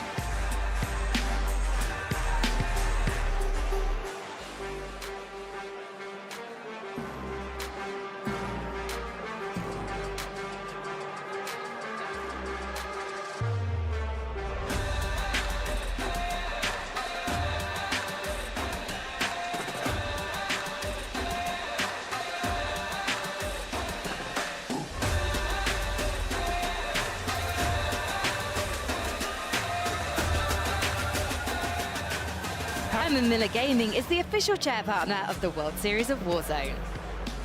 Follow along on social media for all your Call of Duty esports needs. Get all the latest info in real time. Just follow at COD_esports Twitter and Instagram now. Be sure to link your Twitch or YouTube account with your Activision profile now. Don't miss any of the amazing viewership rewards during the global final, including the chance to win a Call of Duty Modern Warfare 3 beta code. Yeah, come here. Lower down the music, Bubba. Yo, Hector, I've just been given the instruction that I need to use the phrase, it's time to slip it in. It's hello! Welcome back to the World Series of Warzone. I've come up to the Hector stream, the Team Repulse party. I hope I haven't brought the tone down. No, we're trust me, we're good. You said, what did you say, sniff it in or what? I don't know what that means. How dare you? I don't know what you said. I couldn't hear you. I did not say you had to sniff it in. I don't even know what that means. Disgusting. That's why I was like, what? Honestly, I was told you were filth. Frankie, talk to me. How are you feeling right now? The energy, I did not expect it to be this crazy. I'll be honest. This is nuts. Continue to be rude. This time about London. What do you mean you didn't expect the energy to be crazy? Did you not see CDL in 2019 and 2020? No, let's go. She pressing me, chat. She pressing me. Yeah, no, honestly, this is insane. Going into halftime, the boys are up 30-something points. Yeah, it's crazy. This is nuts. This is insane. I don't know. How have you been? I'm not happy. What the hell? What the hell? We look, and I think the top EU team is sitting in 8th right now. And I don't know if there's any more. Well, going into map number 3, StuKX were 4th. I don't know where they are now. Yeah, and they got really far. They're in the final 5. Right now, I think. Yeah. They're doing all right. But also, I hear there's a connection between you and Team Biffle, so I'm calling foul play here. You got in with production. Something's going on. I mean, look, they keep telling me like when we threw the line, like, oh, y'all rigged it for Biffle. They always say I do something. I just sit here and slap my ass. Like, I do that. Yeah. We saw your behind being smacked on the broadcast earlier. I've heard that you've got some moves, but they most involve your bottom. Yeah, we get a little crazy here. I'm not gonna lie, you know. I would say I did not expect them to show me slapping my ass on these broadcasts.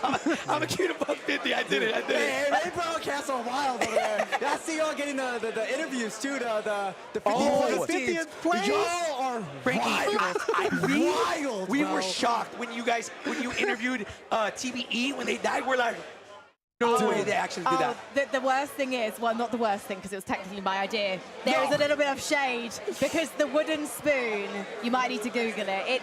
It's not a nice thing to do to someone, but that they said that I could give wooden spoons to the team that goes out first, so that's what I've been doing. Is that what you handed him? Yes, apparently, but apparently I wasn't meant to tell anyone that because now it's out there on the internet that I'm a shady so-and-so. So I've got to leave you, and we've got to head back into the broadcast. So I'll see you guys on the stage. Frankie, thank you so much. Have a good one. Thank you.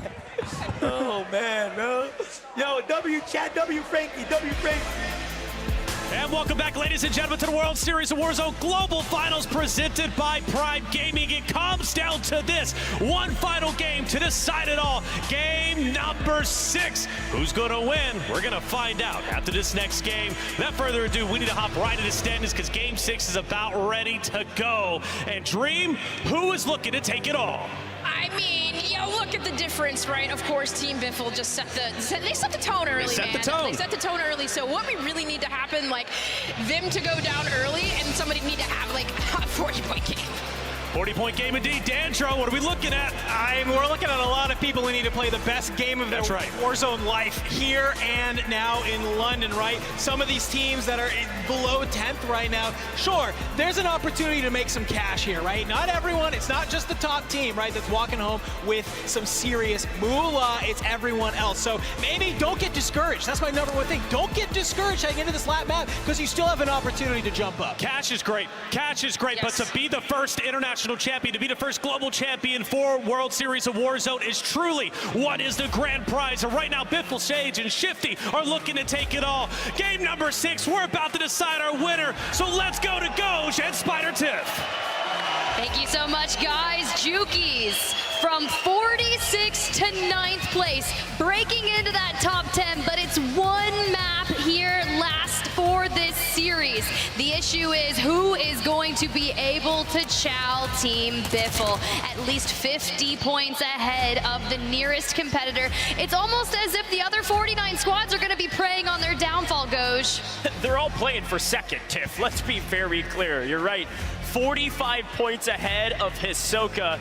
And Dandro called it out. They need this team to get full wipe with 0 points. And even still, the best game of the day was the one we just saw. That was 54 points. The only team that even has a chance to catch Team Biffle is Team Hisoka. But the rest of the squads are all right next to each other. Everybody jockeying inside from about 6th all the way down to about 15th. The spread is so razor thin, which is how you saw Jukies jump from 46th to 9th. Let's head in to the 6th and final map of the World Series of Warzone Global Finals. London, one more time, let's get real loud for the final drop of the trio section of this event. Here we go. We get a good look at that initial zone encompassing a large majority of the water. And Jukies, your map 5 winners that took so long, as Frankie said. She hits them with the, what took you so long? She's like, yo, we've been warming up in a 54-point game at that. If they could double down and throw another one like that, putting them north of 100 points, think of the differential on the leaderboard, because you're right, from 46 to 9, that's nothing short of impressive. Yeah, you need a massive one, certainly. Currently situated, and I believe 4th place overall is TBE, who's just breached that 100-point margin. So there is a sizable drop-off after the 5th place, but everyone from then on out are all fighting for still a ton of cash. Again, $100,000 to the team in 1st, but still 80K for 2nd, 65K for 3rd, and so on and so forth. But if you want to make money today, you've got to make it inside the top 25. I'm looking at Aiden and Rated and Hate Adrian. They're currently in 11th place overall, just outside of the top 10, and that money drastically starts increasing after the top 10. Well, it's going to be Azen, but they're not going up against DB DBZ this time. It's actually going to be Team Swag that will be contesting them over here at Airport. And Aizen and Heeds, they were trying to bait colors into their building. They threw that proximity mine down on the ground, but it looks like Aizen and Heeds will be getting the stronghold for themselves. And Swag and Co, they're kind of rotating out, but Heeds looking to catch Z colors off guard. Now with Juki's kind of increasing his point total, we do now officially have 4 EU teams inside the top 10. Heeds and Gromalok, they've been playing a hyper-aggressive play style, but they're not one of those teams. They'd love to creep inside the top 10, love to continue to prove themselves. They've been contesting any team they can get their hands on. They're just not winning every single time. You need those early eliminations if you want to find yourself in the final couple circles. I got to give a shout out to Pat Zuka, Inxian, off-screen wiping DBZ. The crowd saw it and the crowd got loud. We'll check in with them in a little bit. Tappa on the upper floor of the building ahead of Champy. Can Big Pavo close the distance? Definitely got to check behind because he knows that there's a member that was able to snake off into the water. Sometimes if you're running amok, you have to get into water to rotate, but Tappa not able to get there just yet. The jump comes around and Big Pavo able to take down Tappa, the last member of this team unable to rotate. Yeah, these are those early fights you look back on and say, okay, we have 4, 5, 6 eliminations. We're kind of setting up for that next circle, setting up for the next zone. These are clutch, but they're not everything. You need more, especially if you're a team like this that's near the bottom of the leaderboard. You've got to go massive, and every single kill could net you quite literally hundreds, if not thousands of dollars. Everything counts. Every single elimination counts. Joe, Breadman, Limax, a strong start and a mediocre finish. We'll see if they can finish well in the final map. As Smixy getting the better of Levi on the other side. Smixy going big to potentially take down the Australian team as Zeppa and Teeny close the gap. And this is what they need to do. We were talking to Smixy earlier on. Frankie pulled her aside. Hey, what's going on? It's just like we just need to win that first initial engagement. If they're already picking off a couple members, getting that KP, that's exactly what is benefiting them. But Zeppa and Teeny waiting to see, hey, will Levi come back? Did he guess the Gulag win? No, so they will likely have to get enough cash to be able to buy them back. But then you jump on over to Observatory, the one team that has the best chance of catching Team Biffle. It's going to be on your screen. Team Soka, Skullface Mayapo, and Hisoka, the captain himself. Yeah, the big question in my mind is this trio, do they go into this game and say, let's go absolutely crazy to try to take first place? They won't settle for second, of course, but do you kind of rest on your laurels a little bit and say, we want to stay alive, we want to maintain our position, because they do have a sizable gap from second to third. It's a 13-point margin, so if they just have a pretty solid game, they're likely going to lock up $80,000 to their name. Knowing this trio, though, they're not even looking at the leaderboard. They're just going to play their game. They're going to do what they do best. As off-screen, you're seeing Lennon, Juki's finding a couple eliminations. They're keeping up that pace they set in map 5. Skull being patient, playing some head peeks here, but you've got the 2022 EU World Series of Warzone champions on the high ground going up against NA. So that's a heavy-hitting fight. We'll check back in with that later as we keep on board with your current leaders here on LAN in the global finals. It's Team Biffle. Again, no one really contesting their point total. Same thing that I just said for Team Hisoka is the exact same mentality for this team. All they're worried about is getting some points on the board. They're not worried about the leaderboard, though. They're going to play their game. I can only expect you're going to see them in the final circle. You're also going to see them with a ton of eliminations, but only time will tell. Head back to Observatory to take a look at a potential fight here. Again, Savvy Ultras is here every single time, but a team that has to play aggressive because they're outside the top 10. Aiden, Rated, Adrian pushing up from behind. Savvy Ultras forcing the encounter. Yeah, but here's the deal. Team Juki's just got wiped. All of them sent to the Gulag. So if we wanted them to go back to back, the odds are already stacked against them. But in the tunnels, it's Sage, and Sage goes down. Shifty not able to get by his teammate to grab a trade. Team Echo on your screen. Echo, Tomsterbomb, and Bubble. I mean, Echo and Tomsterbomb, they've been playing since the beginning of Verdansk, the competitive Warzone history. I was able to stop by, talk to them. They said, hey, we're running 2 Signal 50s. Echo's going to be running that AR SMG. But honestly, your weapon doesn't matter here because it's the last game of the day and your job is to climb up that leaderboard tooth and nail. I fully expect this last map to be the most aggressive we've witnessed. And that story of Echo is a story that many of these teams share. I'll pause that story to say, well, it's Sage in the Gulag, and again, you want to maintain that position. Sage looking for his opposition, throws a grenade here from Brillo. Doesn't connect, which gives a little bit of information to Brelo to know that Sage was on the left-hand side. Sage says, nope, you're not going to know that. I'm going to go to the right. Procs, and guess what? Brelo thought he was on the left. A great move by Sage to outsmart his opponent. He's not going to lose that one. Not gonna lose the Gulag, maybe not gonna lose land here. Could you imagine? I know we have Pulse Check in the building upstairs sitting with J God and Lucky and Rampage, and they're just cheering on Biffle, their brother at arms. But Skullface here finds himself in the Gulag, but a heavy hitting one against Jowo. This is a big one. Hisoka's team in second. Skullface a huge part of that. But Jowo on the other side needs a massive momentum swing to continue to increase their prize pool. Likely gonna walk away with some cash. The question is how much? Couple shots against Skullface, only break one plate. Skullface misses. Oh, the timing.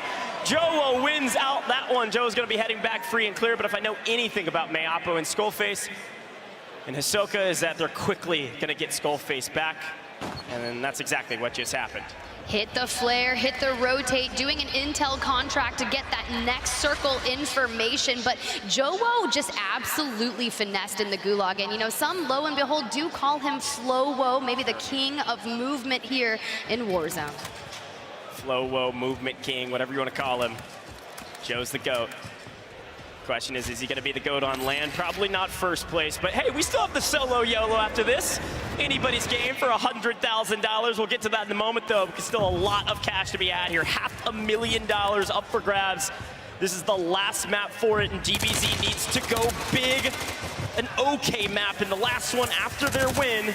They're going to clean up Meeks here and keep moving on their merry way. Decent position, decent advantage. But where do you go from here, Tiff?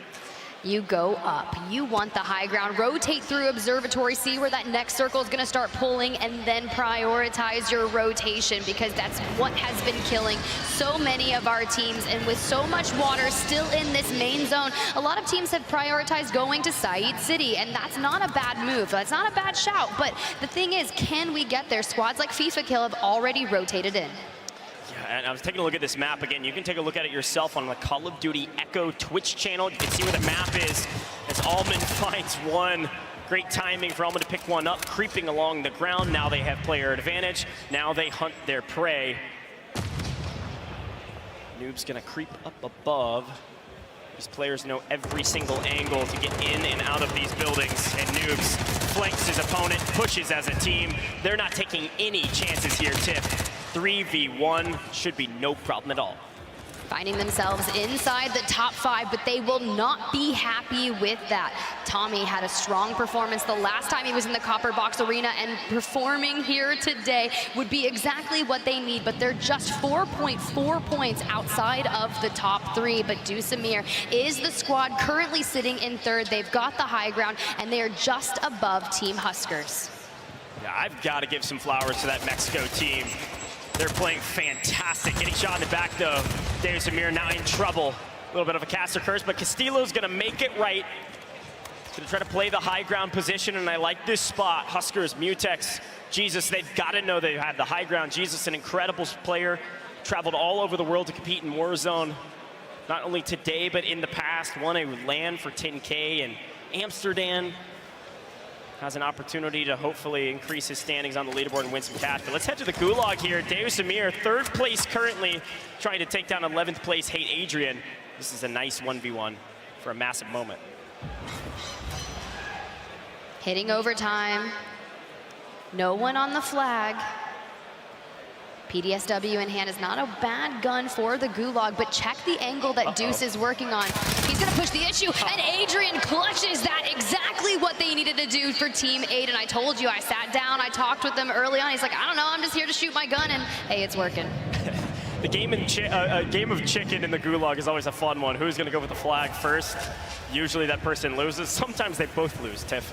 Gotta get on the flag pretty quick. Make sure the time doesn't run out. Check in with our 2nd place team. They seemingly are in a bit of trouble. Have lost one.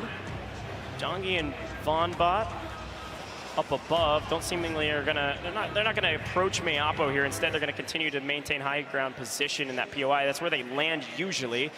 Wonder how many kills they have. Let's head over to the leaders though. Sage, Biffle, Shifty doing well, Team Biffle things, Tiff. Continuing to find eliminations and continuing to win those gunfights. Just hanging out on the outskirts of Hydroelectric was essentially their drop spot. They land in Hydro, they stay in Hydro, they reap in Hydro. And this is actually what is allowing them to farm so many eliminations. And because the zone keeps Hydro in zone, more teams are going to be rotating out of the northern side from Rohan Oil, and they're essentially just gatekeeping everything, and the next team is going to be too strong making their way through that, but not before CPA tries to hit a rotation with the Hummer. They do lose out on CPA, and we're flying off the mountainside of Observatory. Moriko just keeps going, hanging outside of the passenger seat, maybe trying to scout some of them.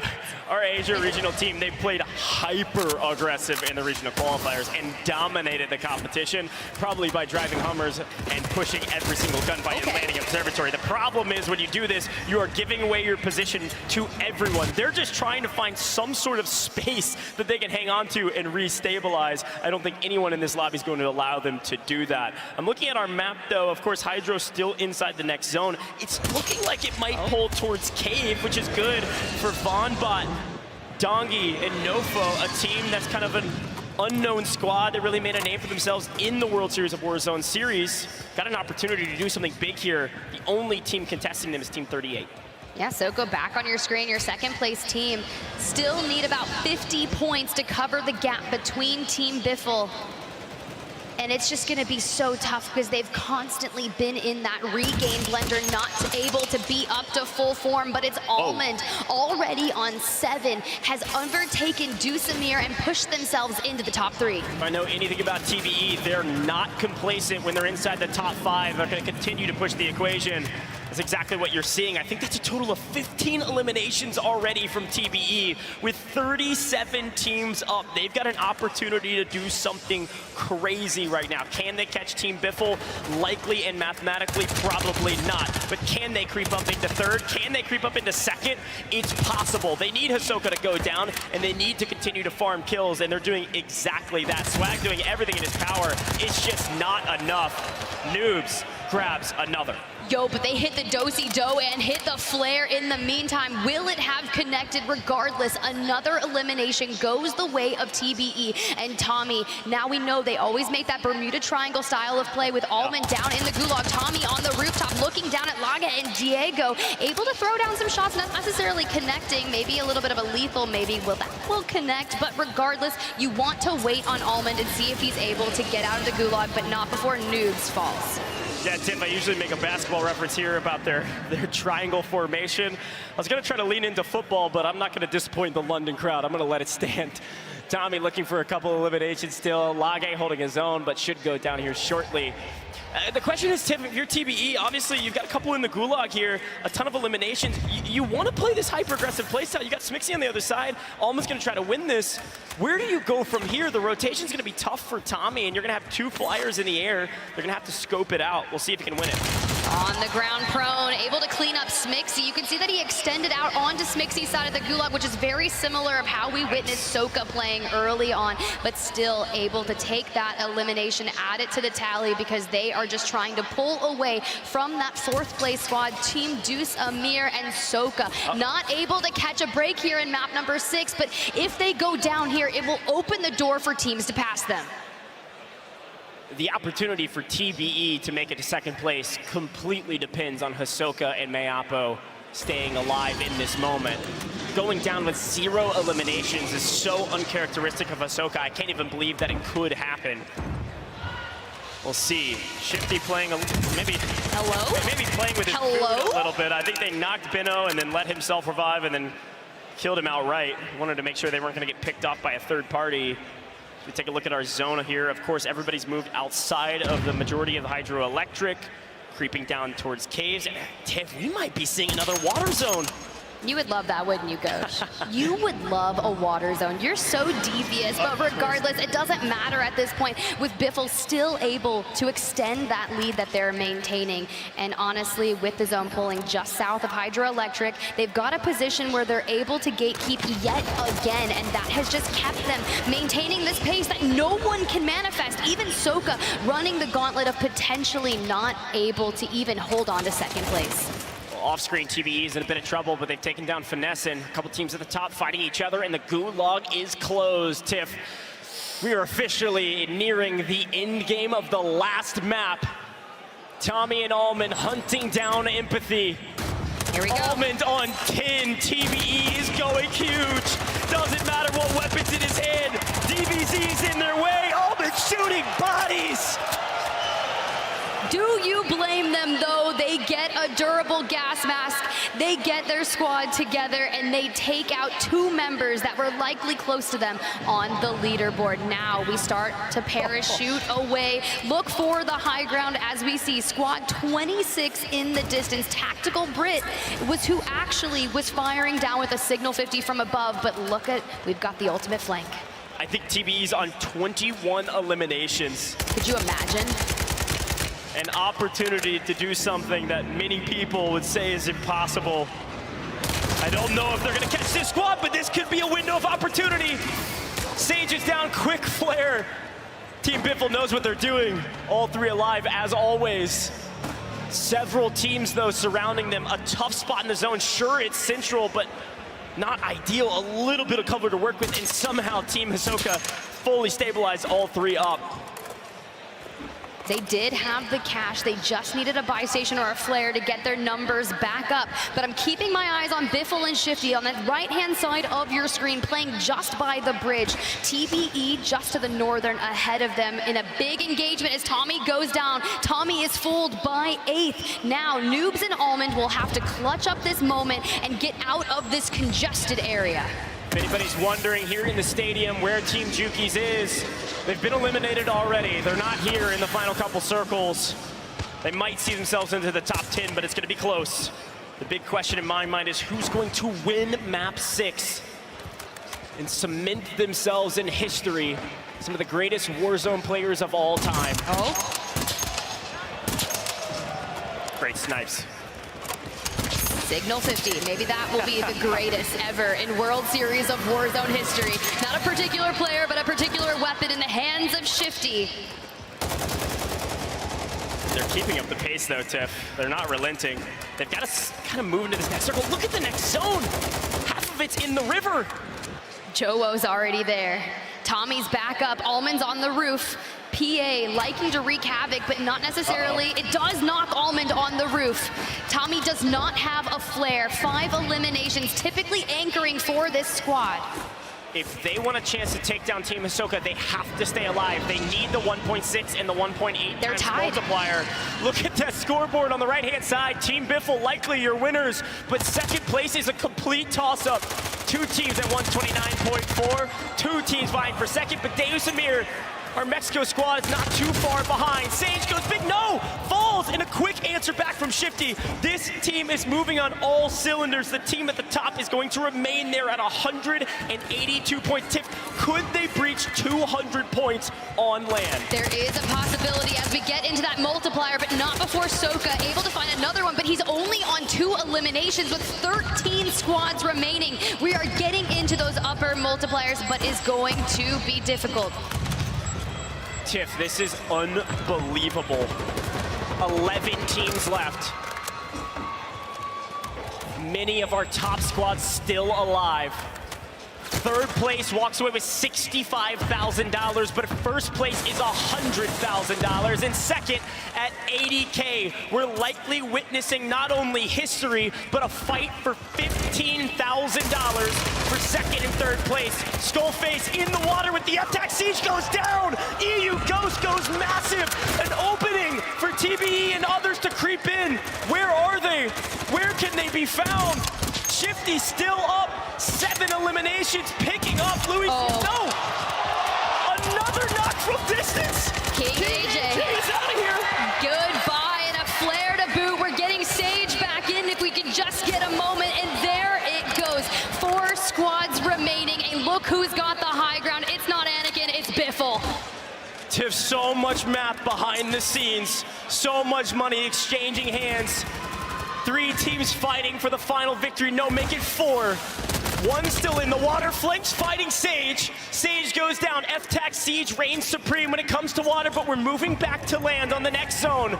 3 teams left. Joe wipes the next one. Joe needs this to walk away with a ton of cash, but it's going to be difficult when you've got Shifty on high ground. Yeah, but they're sitting on double-digit eliminations, vying for that 2x multiplier. And Team Smixy in the distance, flanked on a track. Some have called them the golden thirds, but here they're showing why they are so prevalent, wiping Joe. Now, Team Smixy versus Team Biffle, endgame map 6. A ton of cash on the line. A ton of eliminations in pocket. Shifty grabs another knock. Looking to close this thing out in style, Tiff. 200 points potentially and looming. A 2v2 with high ground positioning, but not a lot of gas mask to boot. They do make it into position to hold ultimate high. This is unbelievable. I just want to see him style on him. I know one's got the signal 50, but Shifty is down. Biffle, last standing here, keeping an eye out on flanked, not able to necessarily spot them, but as that circle starts to shift, Shifty back up on his feet. Biffle still the south front, and there he goes, the push on to flanked. Smixy squad is wiped, and Biffle stand up, your winners of map number 6 and a $100,000 World Series of Warzone Global Final Champions. Team Biffle, go get your trophy. You earned it, and you earned it in style. A massive victory and a ton of points with a ton of cash. That trophy's been staring at everyone all day, centered in the middle of all of our 150 players. But now it is going to be Biffle and Co. lifting it. Tiff, this was unbelievable. An absolute domination from Team Biffle. There were so many people that watched them in the World Series. Stage 1, Stage 2, and they said they couldn't do it. They didn't have the Kim. They were all slayers. No one was willing to do the dirty work. Shifty has had this mark on his name, a chip on his shoulder, and he has proved it on land that he can do it here, he can do it anywhere. Team Biffle are your champions. Here in the Copper Box Arena, history is made. Shifty, the newest member of the roster, alongside Biffle and Sage there. That trophy is hoisted. Congratulations, boys. You just won $100,000.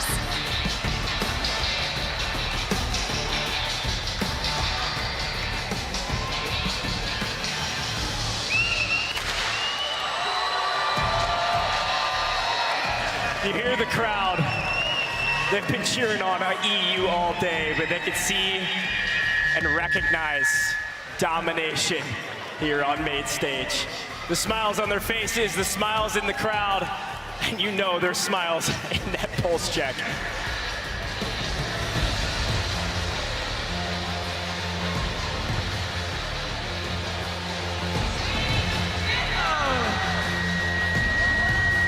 Victory it has been for you guys. There was never any doubt from that second game onwards when you got your first victory, but to cap it all off with another is something else entirely.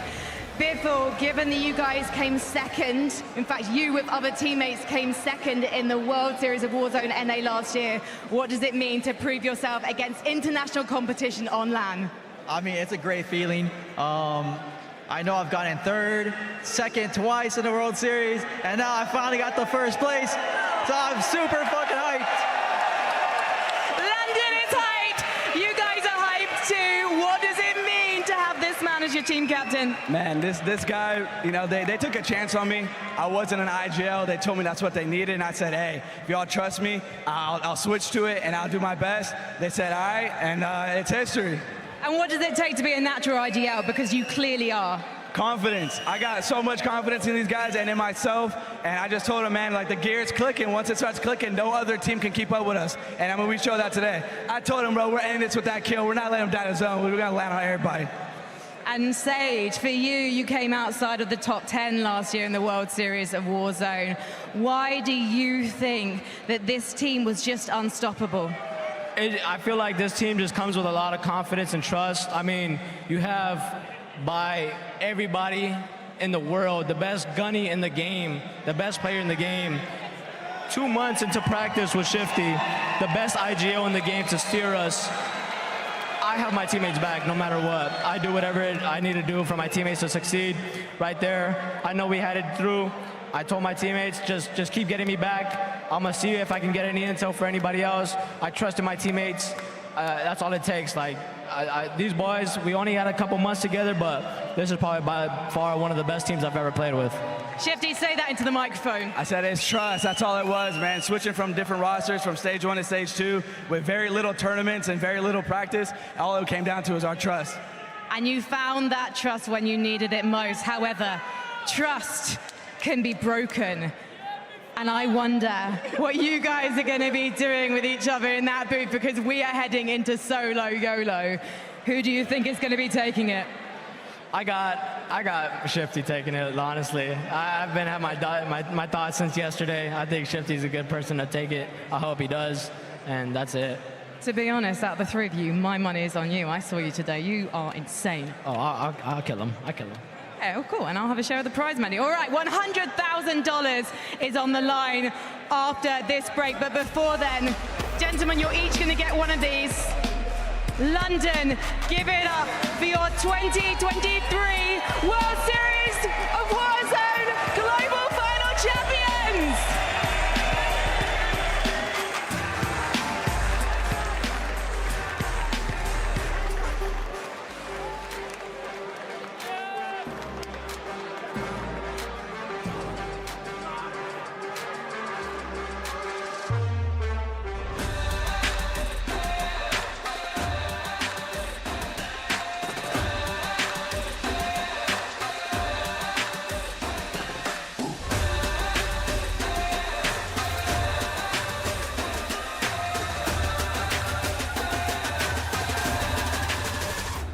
The World Series of Warzone Global Final is here, and so is the Solo YOLO Pack. Drop into the game with the essentials, including the Red Mist XMR Blueprint, the Solo YOLO Chimera Blueprint, animated calling cards, emblems, and more. The pack is available using COD points. Visit the in-game store now. HyperX is the official peripheral partner of Call of Duty. Be sure to link your Twitch or YouTube account with your Activision profile now. Don't miss any of the amazing viewership rewards during the global final, including the chance to win a Call of Duty Modern Warfare 3 beta code.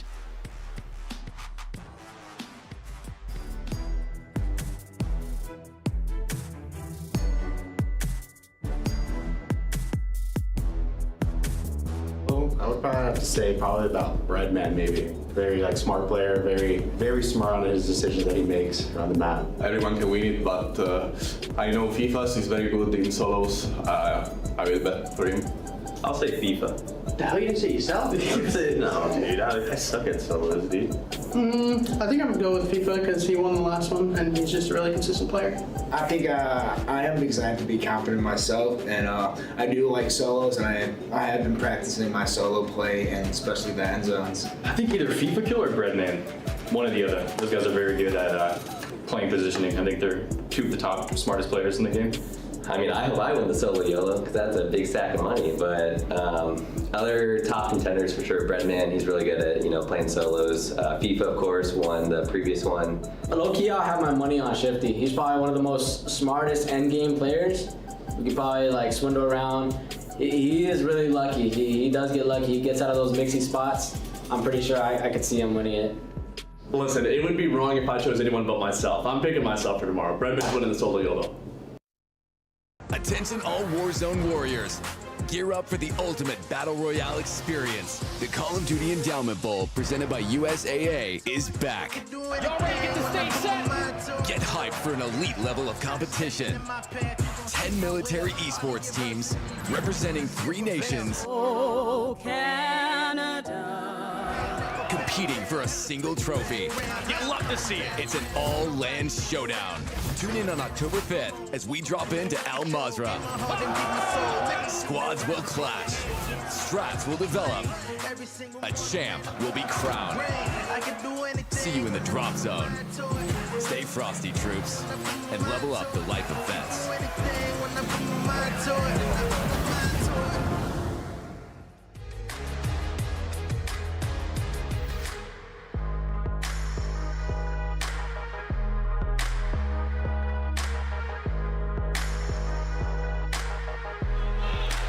And welcome back, ladies and gentlemen, to the World Series of Warzone Global Finals presented by Prime Gaming. What a day it has been. 6 games done. Our champion crown, Biffle, Shifty, Sage. What a special moment it was.